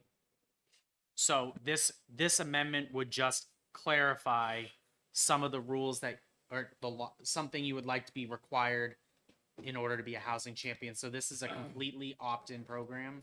Right. Housing. Okay. So I see no problem with this. It's opt-in. It's further clarifying. The legislature's giving some guidance to BEA with this. But does anybody on the committee have anything to say about this amendment? Representative McConkey. Thank you. I'm unfamiliar with the language, and I'd like to see the language for that. Perhaps you could educate me a little under line 10. For properties that are not connected to municipal water and sewer lines, adoption of minimum lot size no greater than double the required septic radius for a 4-bedroom septic system shall be based on soil type. I'm completely unfamiliar, and I don't know if something was meant to be in there to say well radiuses for 4-bedroom, but the required septic radius is not a term that's used for the determination of environmental rules and regulations, subsurface WS 1000. So perhaps you know something more, but I think it needs clarification. Thank you. I was trying to, on the plans, there's a septic radius and a well radius that, like, I guess can't intersect or something like that. Maybe you'd be more familiar with that, but there is an actual radius usually drawn on the maps, right? Maybe it's a well radius that the septic can't be within or something like that. Can you be? Sure. Is there a way to better write that sentence? Do you Well, think? I'd like to see where it came out of, but so if you are creating a new subdivision and you would designate that, and it was under 5 acres, you would designate an area as part of the subdivision requirement that there was at least a 4,000 square foot area that a septic system could go into. So you put that on your plan. So anyone buying a lot that's less than 5 acres knows that they can put a septic system, and they can buy it without a design. They already know what happens. Then on top of that, you would have a well radius, which would be for a simple house up to 5 bedrooms would be 75 foot well radius, which works out to be 0.41 acres. They don't necessarily, the way this is written, they don't coincide. And I'm just saying that needs to be reworked. And the septic radius is not a term that's used. It depends on how good your soil is or how bad your soil is, how many square foot of space you need. And then if you're willing to do what is still somewhat conventional systems, you don't need all of 4,000 square feet. You may only need 1,000 square feet. So I don't think you're getting what you want there. Thank you. What I'm trying to do mainly with this is to tie the needs for water and septic and the soil type to all combined, and say that size, let's say double that size requirement, is the maximum minimum that a municipality could put and be considered for housing champion designation. And so I'm trying to get away, or encourage the municipalities to get away from the 2-acre thing and say, okay, we're going to, base it off of, DES says we're going to need this much for septic and we're going to need this much for water, let's say, and then the municipality can go above and beyond that, but not more than double that or something like that. And that would be the minimum, because after all, we've stated before that it's all about health. The purpose of zoning is about health and safety. And so the double is, I think what I'm trying to go for as like the flexibility of, health and safety versus, preference. And then that would be, if you go above that, then you're not really a housing champion. You're just a regular municipality. Seems like such a special program. So is And there so- a way that Yeah, that's what I was trying to go for. So if you have language, or do you if have you, a better sentence for representative? If the representative could send me the language, or someone send me the language that's required to be a part of this program, and I'm more than happy to see if I can help you craft that to meet what you want. So in the program's in its very infant stages, so I think this is a good time to provide some additional guidance. We're leaving a lot of the discretion up to BEA, but if we want to provide like some guidance, I think that would be important. Representative Yokella, then Representative Reed. yeah. So the only language right now, there's no language for the housing designation yet, because it hasn't officially become, I don't think it's enacted yet. I mean, it depends if the governor signed the budget and, if the enacting clause has gone into effect. So I don't think that they've built anything. So all I'm doing is just adding to a different, so the only requirements right now are A through D in this RSA 12071 Roman 3. So A through D, and then I'm just adding E, F, and G to say, when you're doing these requirements, they have to include these things. Otherwise, they wouldn't be qualified. Mr. Chairman? Yep. Not to belabor the point, but if I can see what's A through D, I think your statement F is perfectly fine. And E and G is probably perfectly fine, but E needs to be fine-tuned. Okay, so action item, Representative Yokella, I'm letting you take that. Representative Reed. Thank you. And this is just, first of all, I'd like to thank Representative Yokella for working on this, because I wholeheartedly agree and appreciate the work here. I know that we heard in presentation that according to the technology available, that there were technologies available that would even further reduce the footage requirement. Might there not be language in here that ties that to say that the municipality shall allow, because I understand that they don't allow a lot of those technologies, but the municipality shall allow those technologies and tie the minimum to what that technology would, like, it could still be twice of whatever the requirement, but what that technology would require. So that'd be something to think about to add in there. If you, Thank you for the suggestion. I will be considering that. Thank you. okay. All right. So what is next? So reasonable parking requirements. I know we identified some language in.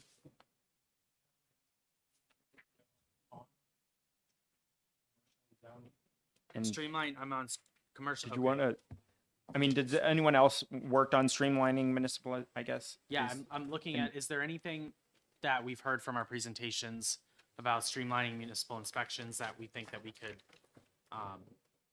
help clarify or this committee could look at? And is there anybody that wants to take that on or look at what the inspection process is for municipalities and how we can streamline it better? Okay, By default. Representative Walsh, can you just give us an outline of the inspection process? Yeah, I was just going to suggest, because I did talk about this a few times, and I thought it was one of the things we could certainly all agree on. It's just it helps everybody to streamline these approvals. And I had a conversation with somebody else too, and I have not verified it yet whether or not the current Housing Appeals Board can even hear situations of appeals from, say, fire or building codes. I'm not prepared to speak too much in detail, but I certainly think it deserves a subcommittee to try to come up to some answers. Yeah, so I think you stepped out of the room. We went, so number 2, we're getting language from a former chair of the HAB who can suggest clarifying a language that would allow, so I'm looking at on the memo 2C and looking at adding all of these as like reasons you could appeal, and we'll have that language mirrored in the land use docket that we also just passed, so that it's kind of 2 different avenues. And we can clarify that how a ruling from the state fire marshal or et cetera, that could be appealed there. So maybe that would help solve some of that and streamline it. Yeah, the only concern is we may hear if we keep specifying more responsibilities to that, they may not have the manpower. I don't know what their docket looks like currently, so it is a concern, but it's worth looking into. Okay. So we're gonna get some language. So I'll be the point person on that, and I'll be able to send that to the committee. All right. So I'm looking at the rest of these right here on the memo. Is there anything that anybody would like to discuss further down? So impact fees, building code, review planning requirements.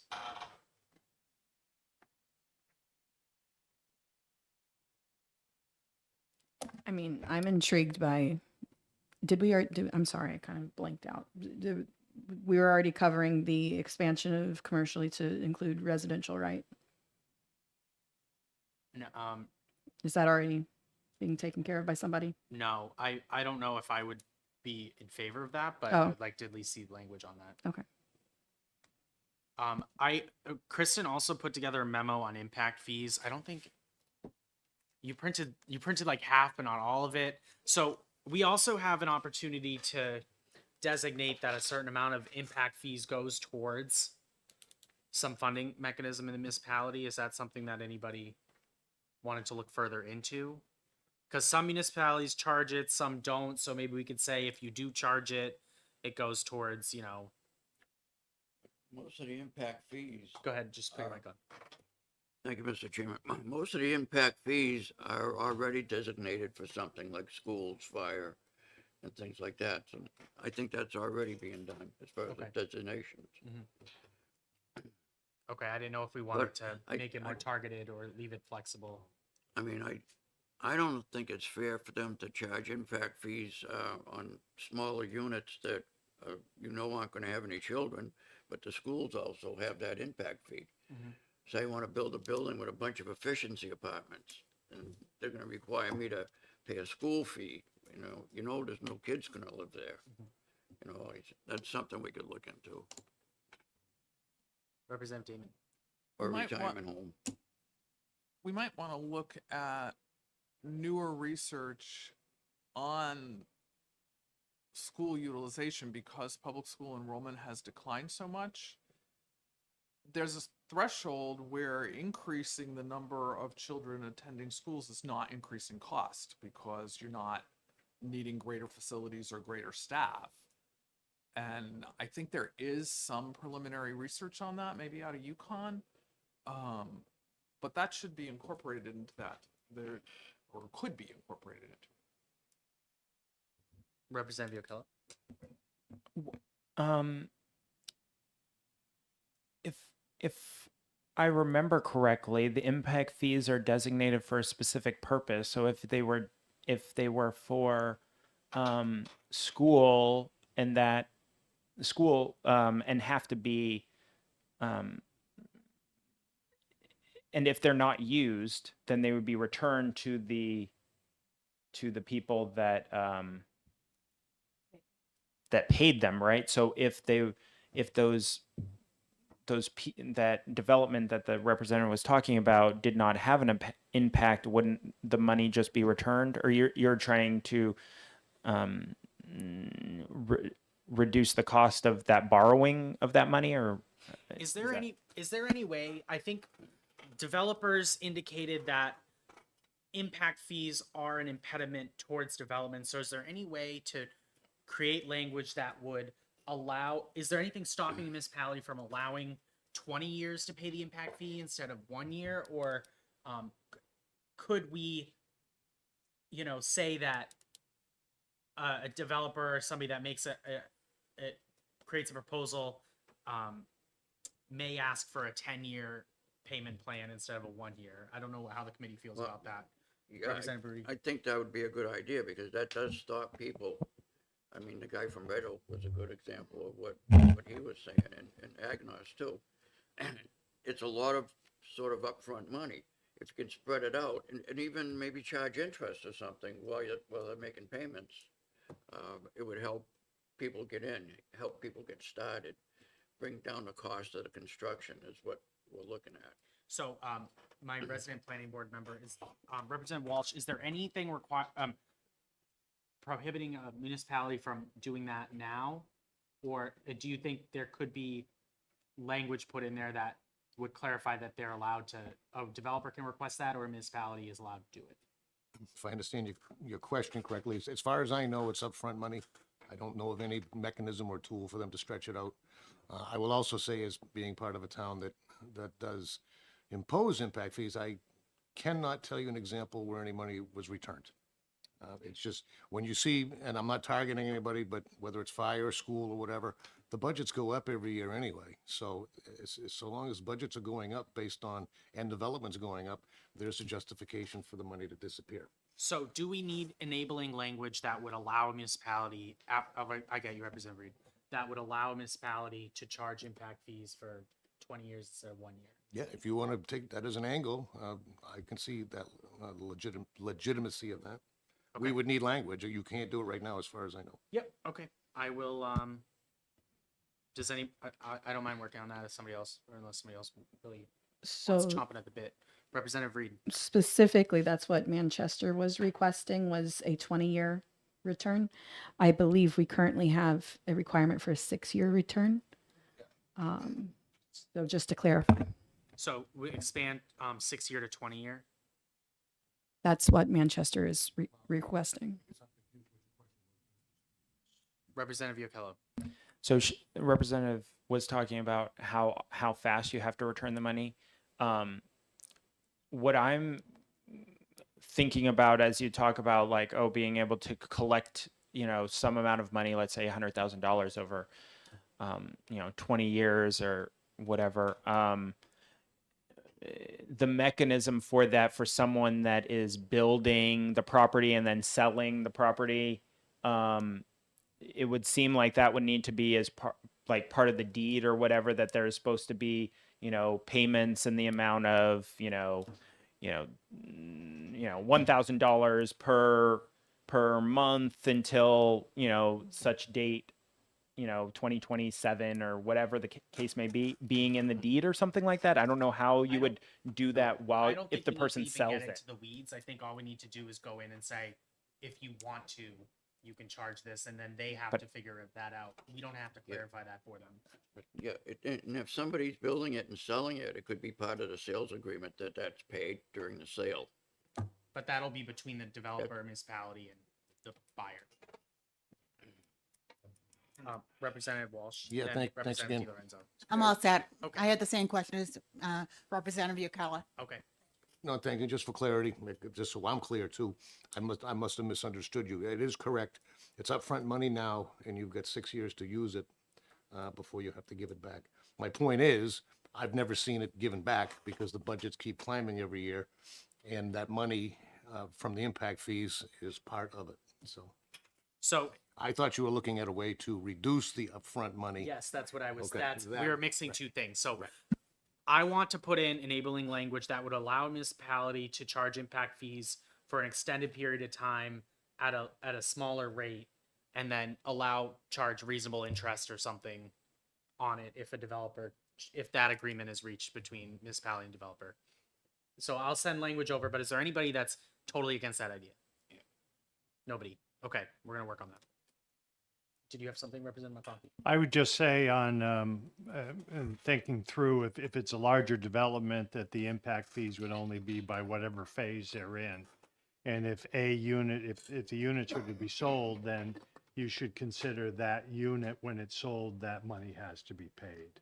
Okay. And try and keep out of making people bond, the total number, because that becomes very hard for a business owner. Okay. All right. Anything else? Representative DiLorenzo. As far as number 8, the pre-approval for multifamily housing developments that meet fire, safety, design, and health standards, would that be according to a national standard, or a regional standard, or a state standard? Because I'm thinking of more of like a plug and play type building development. So how would that fly? It's good. Representative Viacala. So, as I was kind of talking about before, I was looking into kind of the pre-approval for the ADU in Seattle situation. But what I am envisioning is not something that was limited to ADUs, but is available for people that do 3D houses or do construction off site the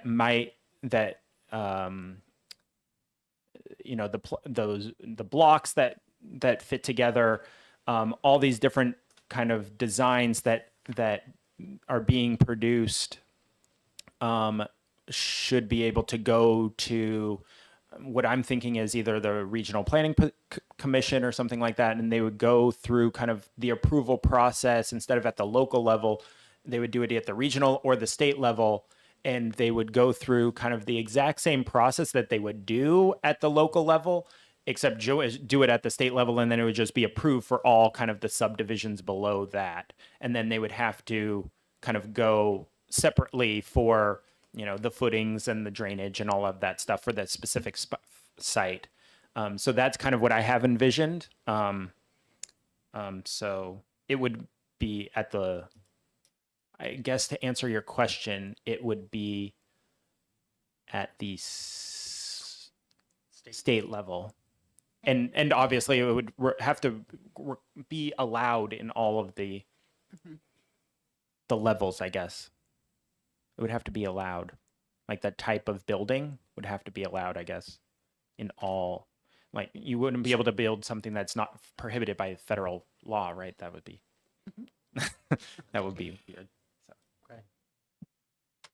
Is there specific language that we can put together? So I'm thinking I'm happy like, to do the subcommittee on it. I tried to get language, but I have not got the like how did they actually do this, receiving of the plans, approval of the plans, and how did they work that in with these other kind of plans for the the drainage and the footings and all of that stuff. How did all of that interplay in other municipality or in other states or whoever has also done that? So I wasn't able to create anything yet, but I have the researcher, the OLS researchers looking for that language, and then I plan on developing it. Yeah, over the. Would you like to put together a small committee on that to look into that and I'm come back? Yeah, that's fine. Okay. Would you like to be a part of that? Yes. Okay. So Representative Absolutely. Lorenzo, Representative Yocella, can you guys work together? I'll have you chair it, Representative, and Okay. just call a meeting before the first week of September so that we can kind of get some language. Get to us. then. Okay. Okay. So you just, like I said, you need 24 hours to call a meeting. So Okay. does anybody else want to be a part of it? Small subcommittee? I have a Yes. question. I'm gonna Representative McConkey, then Representative Reed. So I like what you're going for there. I believe during the conversation when we talked about 3D but modular in manufactured housing that already has a standard that meets fire safety design and health standards. If you're and you're going to see more and more of that, and I've seen in some of those cities you're talking about infill and so forth. So I think you're going to find that you're going to need some sort of federal standard that's accepted, whether it's the HUD seal or whatever it is, and I totally agree. And then at that point, when we in rural areas, when I GC modulars and that sort of thing. So the plans, when they go to the building department, stamps are already on them, the review stops, and then we come back now to where it's going to be on site and zoning. So I think it's a great idea, and but I think you're going to have to tie it to some higher, providing it meets that standard, you move forward quicker. So he's saying start at the federal level and work your way down. Is that correct? So the pre-approval for multifamily housing development meets federal safety health standards. I think you're going to find to do that, you're going to need some higher certification, or the state develops what that standard is. But Well, I think it'd be valuable to connect with Ben Frost on this because he'll probably have an idea of that stuff. So maybe he's probably listening right now. So Ben, Wherever you are. shoot us an email. Mr. I Chair, have I a think question. I think Representative Gibbs might be interested in that aspect. Okay, so I'd be happy if you'd like to reach out. We'll put her on that committee as well. Okay, Representative Reed. I have a question. I think we loosened requirements for remote meetings of this sort, not public hearings, but no. So would we not be able to do a subcommittee remotely over the summer? No, it's just it's state boards. Okay. All right. State board. If we're done with that, like number 8, I would like to bring up number 7. I would love to see something, but I'm not willing to just do it all on my own. But I would love to see something that said that towns can't restrict above whatever, to allow tiny homes or small starter homes, more affordable homes. I would love to see something along Like a those lines. minimum square footage requirement. The minimum square footage requirement, so that towns cannot say you have to build something over 2,000 square feet, for example. Okay. Is there? It depends on me personally. It depends on what that square footage looks like before I could personally get on board with it. So, what about, does everybody? I was kicking the ideas around on that too. I'm okay kicking the ideas around. I just don't want to make it too onerous on Yeah. municipalities. Yeah. I want to give them the flexibility as much as possible. You have a number in mind? Too many with lights on. Too many people with lights on. I don't have a number. I don't have a number in mind. Okay.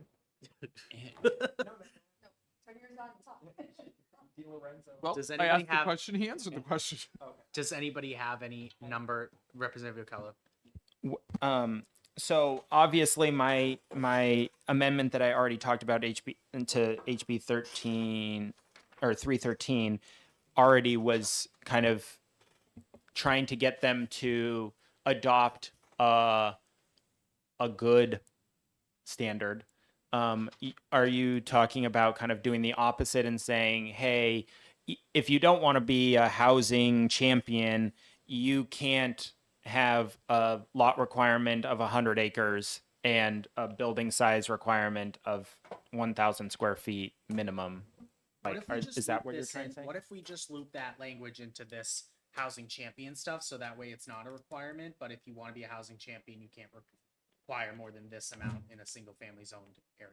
Does that make sense? Why don't we add the square foot into the housing champion language clarification? Well, isn't the square foot That's just minimum line lot size. 15? You have lot Where- 15 is line 15? Shall not require minimum sizes for structures. Any minimum Good, sizes, so that good falls- point. It's already done. Okay. So But then, that's what I was going for. so, okay, that makes sense. I mean, to be fair, I kind of like so many of the ideas out of the 313 that we've talked about. I kind of just want to make them their own bills for towns, but I understand you want to be nice to the I think, towns. I mean, I'm happy with doing a bill, you know, I'm happy with co-sponsoring your bill to mandate all of this, but I'm also want this to pass. So that's why I have this bill. Okay. Well, again, Representative Yokela is the voice of reason. Does anybody have any, would you like to contribute on that one? that? If you added into the housing champion, I'm intrigued about the housing champion thing. I have no objection to that. I just did want to mention a reality if we start looking at lot sizes and house sizes. And I don't even think we have a lot minimum. I mean, a house size minimum. We might. We did a study about 15 years ago. I didn't bother going to get it because the numbers are so far outdated now. But believe it or not, in Hooksett, we established, the planning department did it on their own. Because this, obviously, what we're debating now has been talked about for decades. There is actually a threshold in the value of a home where it actually, the revenues taken in from the property are actually black and a little bit of a bonus to the town. And below that threshold, if I remember correctly, for every dollar taken in revenue, it costs the town $1.17 to provide all the services. So, I mean, these are realities that are there, and that's some of the pushback you're going to get if we start going down the road of moving of the bar, if you will. Just those, and I'm sure we're not the only town that actually has looked at this before. So I would see that conversation probably coming back. and I'm okay with the putting it in as language in the housing champion certification. If you want to provide additional guidance, the mandating on municipalities, I'd like to stay away from as much as possible. But if you would like to put that bill in too, I'm sure you will. So go ahead. I mean, we kind of talked about, like, we were talking about the commercially zoned residential stuff. I was considering just adding one of these things in here into this housing champion that said that that they allow residential by right in all the zones, and that would qualify them for the housing champion thing too, also. And so that we can reach that happy place again with that instead of because it sounded like you were not in favor of the mandating it, but maybe as part of the housing champion thing you would be fine with it. So I feel like this idea is a winner. Great. Representative Reed. I just want to, for the record, clarify that if I were to work on language to mandate towns, that I would be more nuanced than simply saying no structure minimum sizes. I would say like maybe areas that were tiny home friendly, for example. But you know, I would do more than just say nothing. Yes. Okay. So I'll put this all together in an email. So number one, Representative Reed, you're the point person for this. I don't see us needing. Yep, I don't see us needing to talk about this until the first week of September. Number two, I'll be the point person.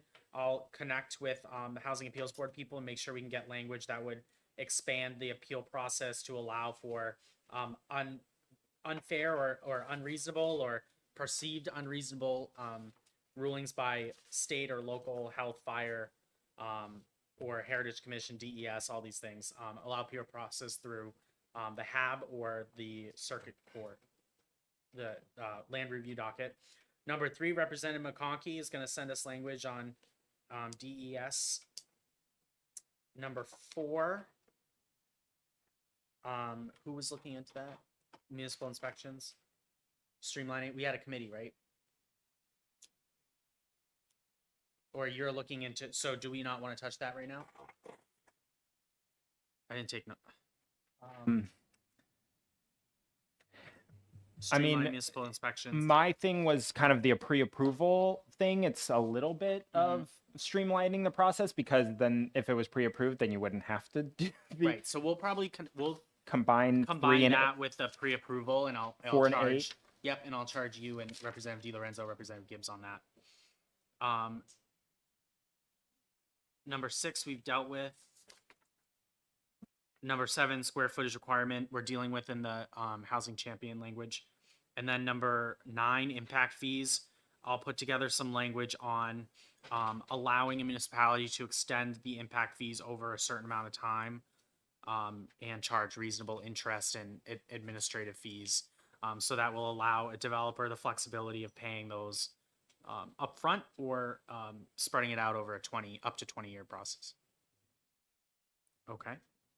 Is there anything else that we need to talk about before we break for the summer? Did I miss you saying who's doing the follow-up on impact fees? That's me. Yep, I'll take care of that. Representative Yocella? We didn't really talk about the DOT standard stuff. Did we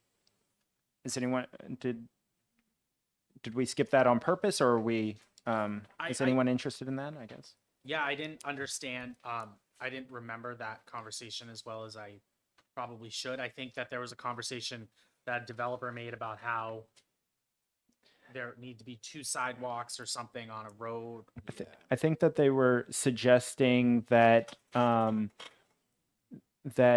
DOT has some guidance that often is just adopted wholesale at the local level, and for inappropriate roads, like, a cul-de-sac or something being built to, highway standards essentially.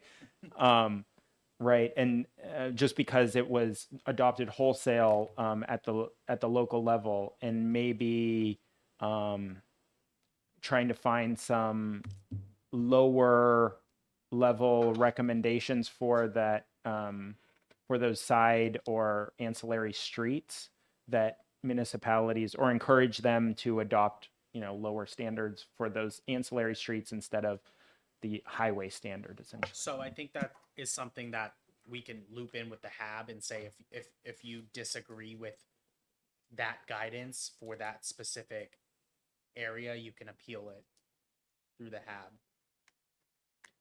Yeah. Representative Walsh? Yeah, thank you. If I remember right, that was kind of an afterthought from the guy that was giving us the presentation that day. I think it was even during the question and answer period.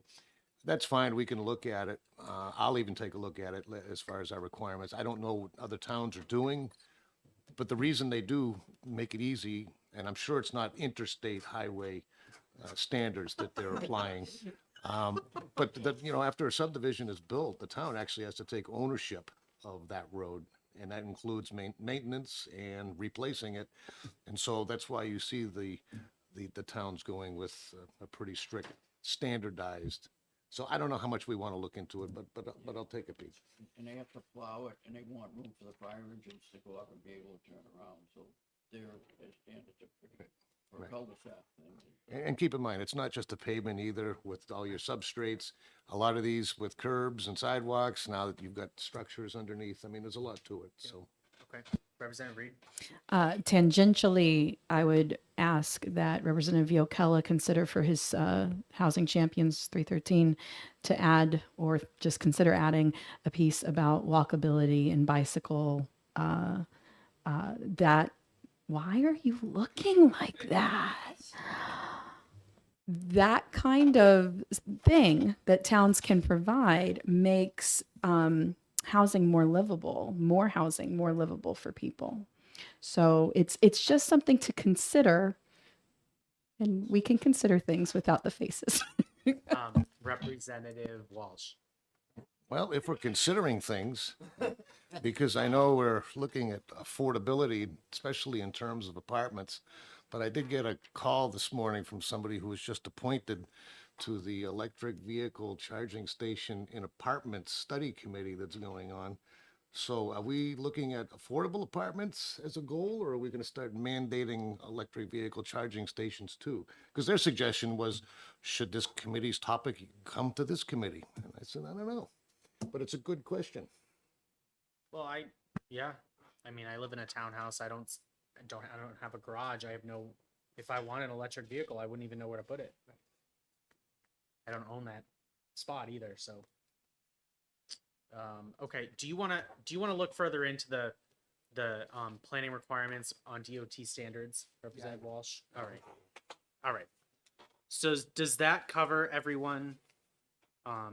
Everyone in the committee? I'll send an email in the next day or two that'll kind of outline everything we talked about today. Is there anything else that anyone would like to look at? Representative Damon? I don't think anybody took the updating the building code. I could do some background work on that to Sure. see what happens. Appreciate anybody's input who knows more than I, which is everyone I here. believe it's a rulemaking process. I think there's a new code coming out this year. There's a code in 17, right? Nate's just nodding his head. 17 or 18? What I was Yeah, go ahead, Nate. So the legislature formalized the building code and other codes update process. I think it was last year. You all, I think, finished tweaking that process. So essentially, for the building code, there's the building code review board. They look at the codes come out every 3 years. So the state is currently the 2018 codes. Our initial codes are 2015. They're looking at the 2021 codes. A new code will be coming out from the International Code people, but the State Building Code Review Board is looking at the 2021 codes, suggesting changes, and then that kind of administrative process continues. There will have to be a adoption via vote of the legislature for any updates to that code, but presumably it'll be mostly the same as the 2021 codes, international codes, but with some state-specific tweaks. And I can certainly put you in contact with the people who would know way more about that than I do. Yeah, Bill McKinney, who presented to us, probably would be your best point of contact for that. And I'm happy to send, or Nate can send you his contact information. He's the chair of the state New Hampshire BOA, or yes, yep. Okay, Representative Walsh. Yeah, and the fire codes work the same way, or similarly. NFPA 1 is a national standard.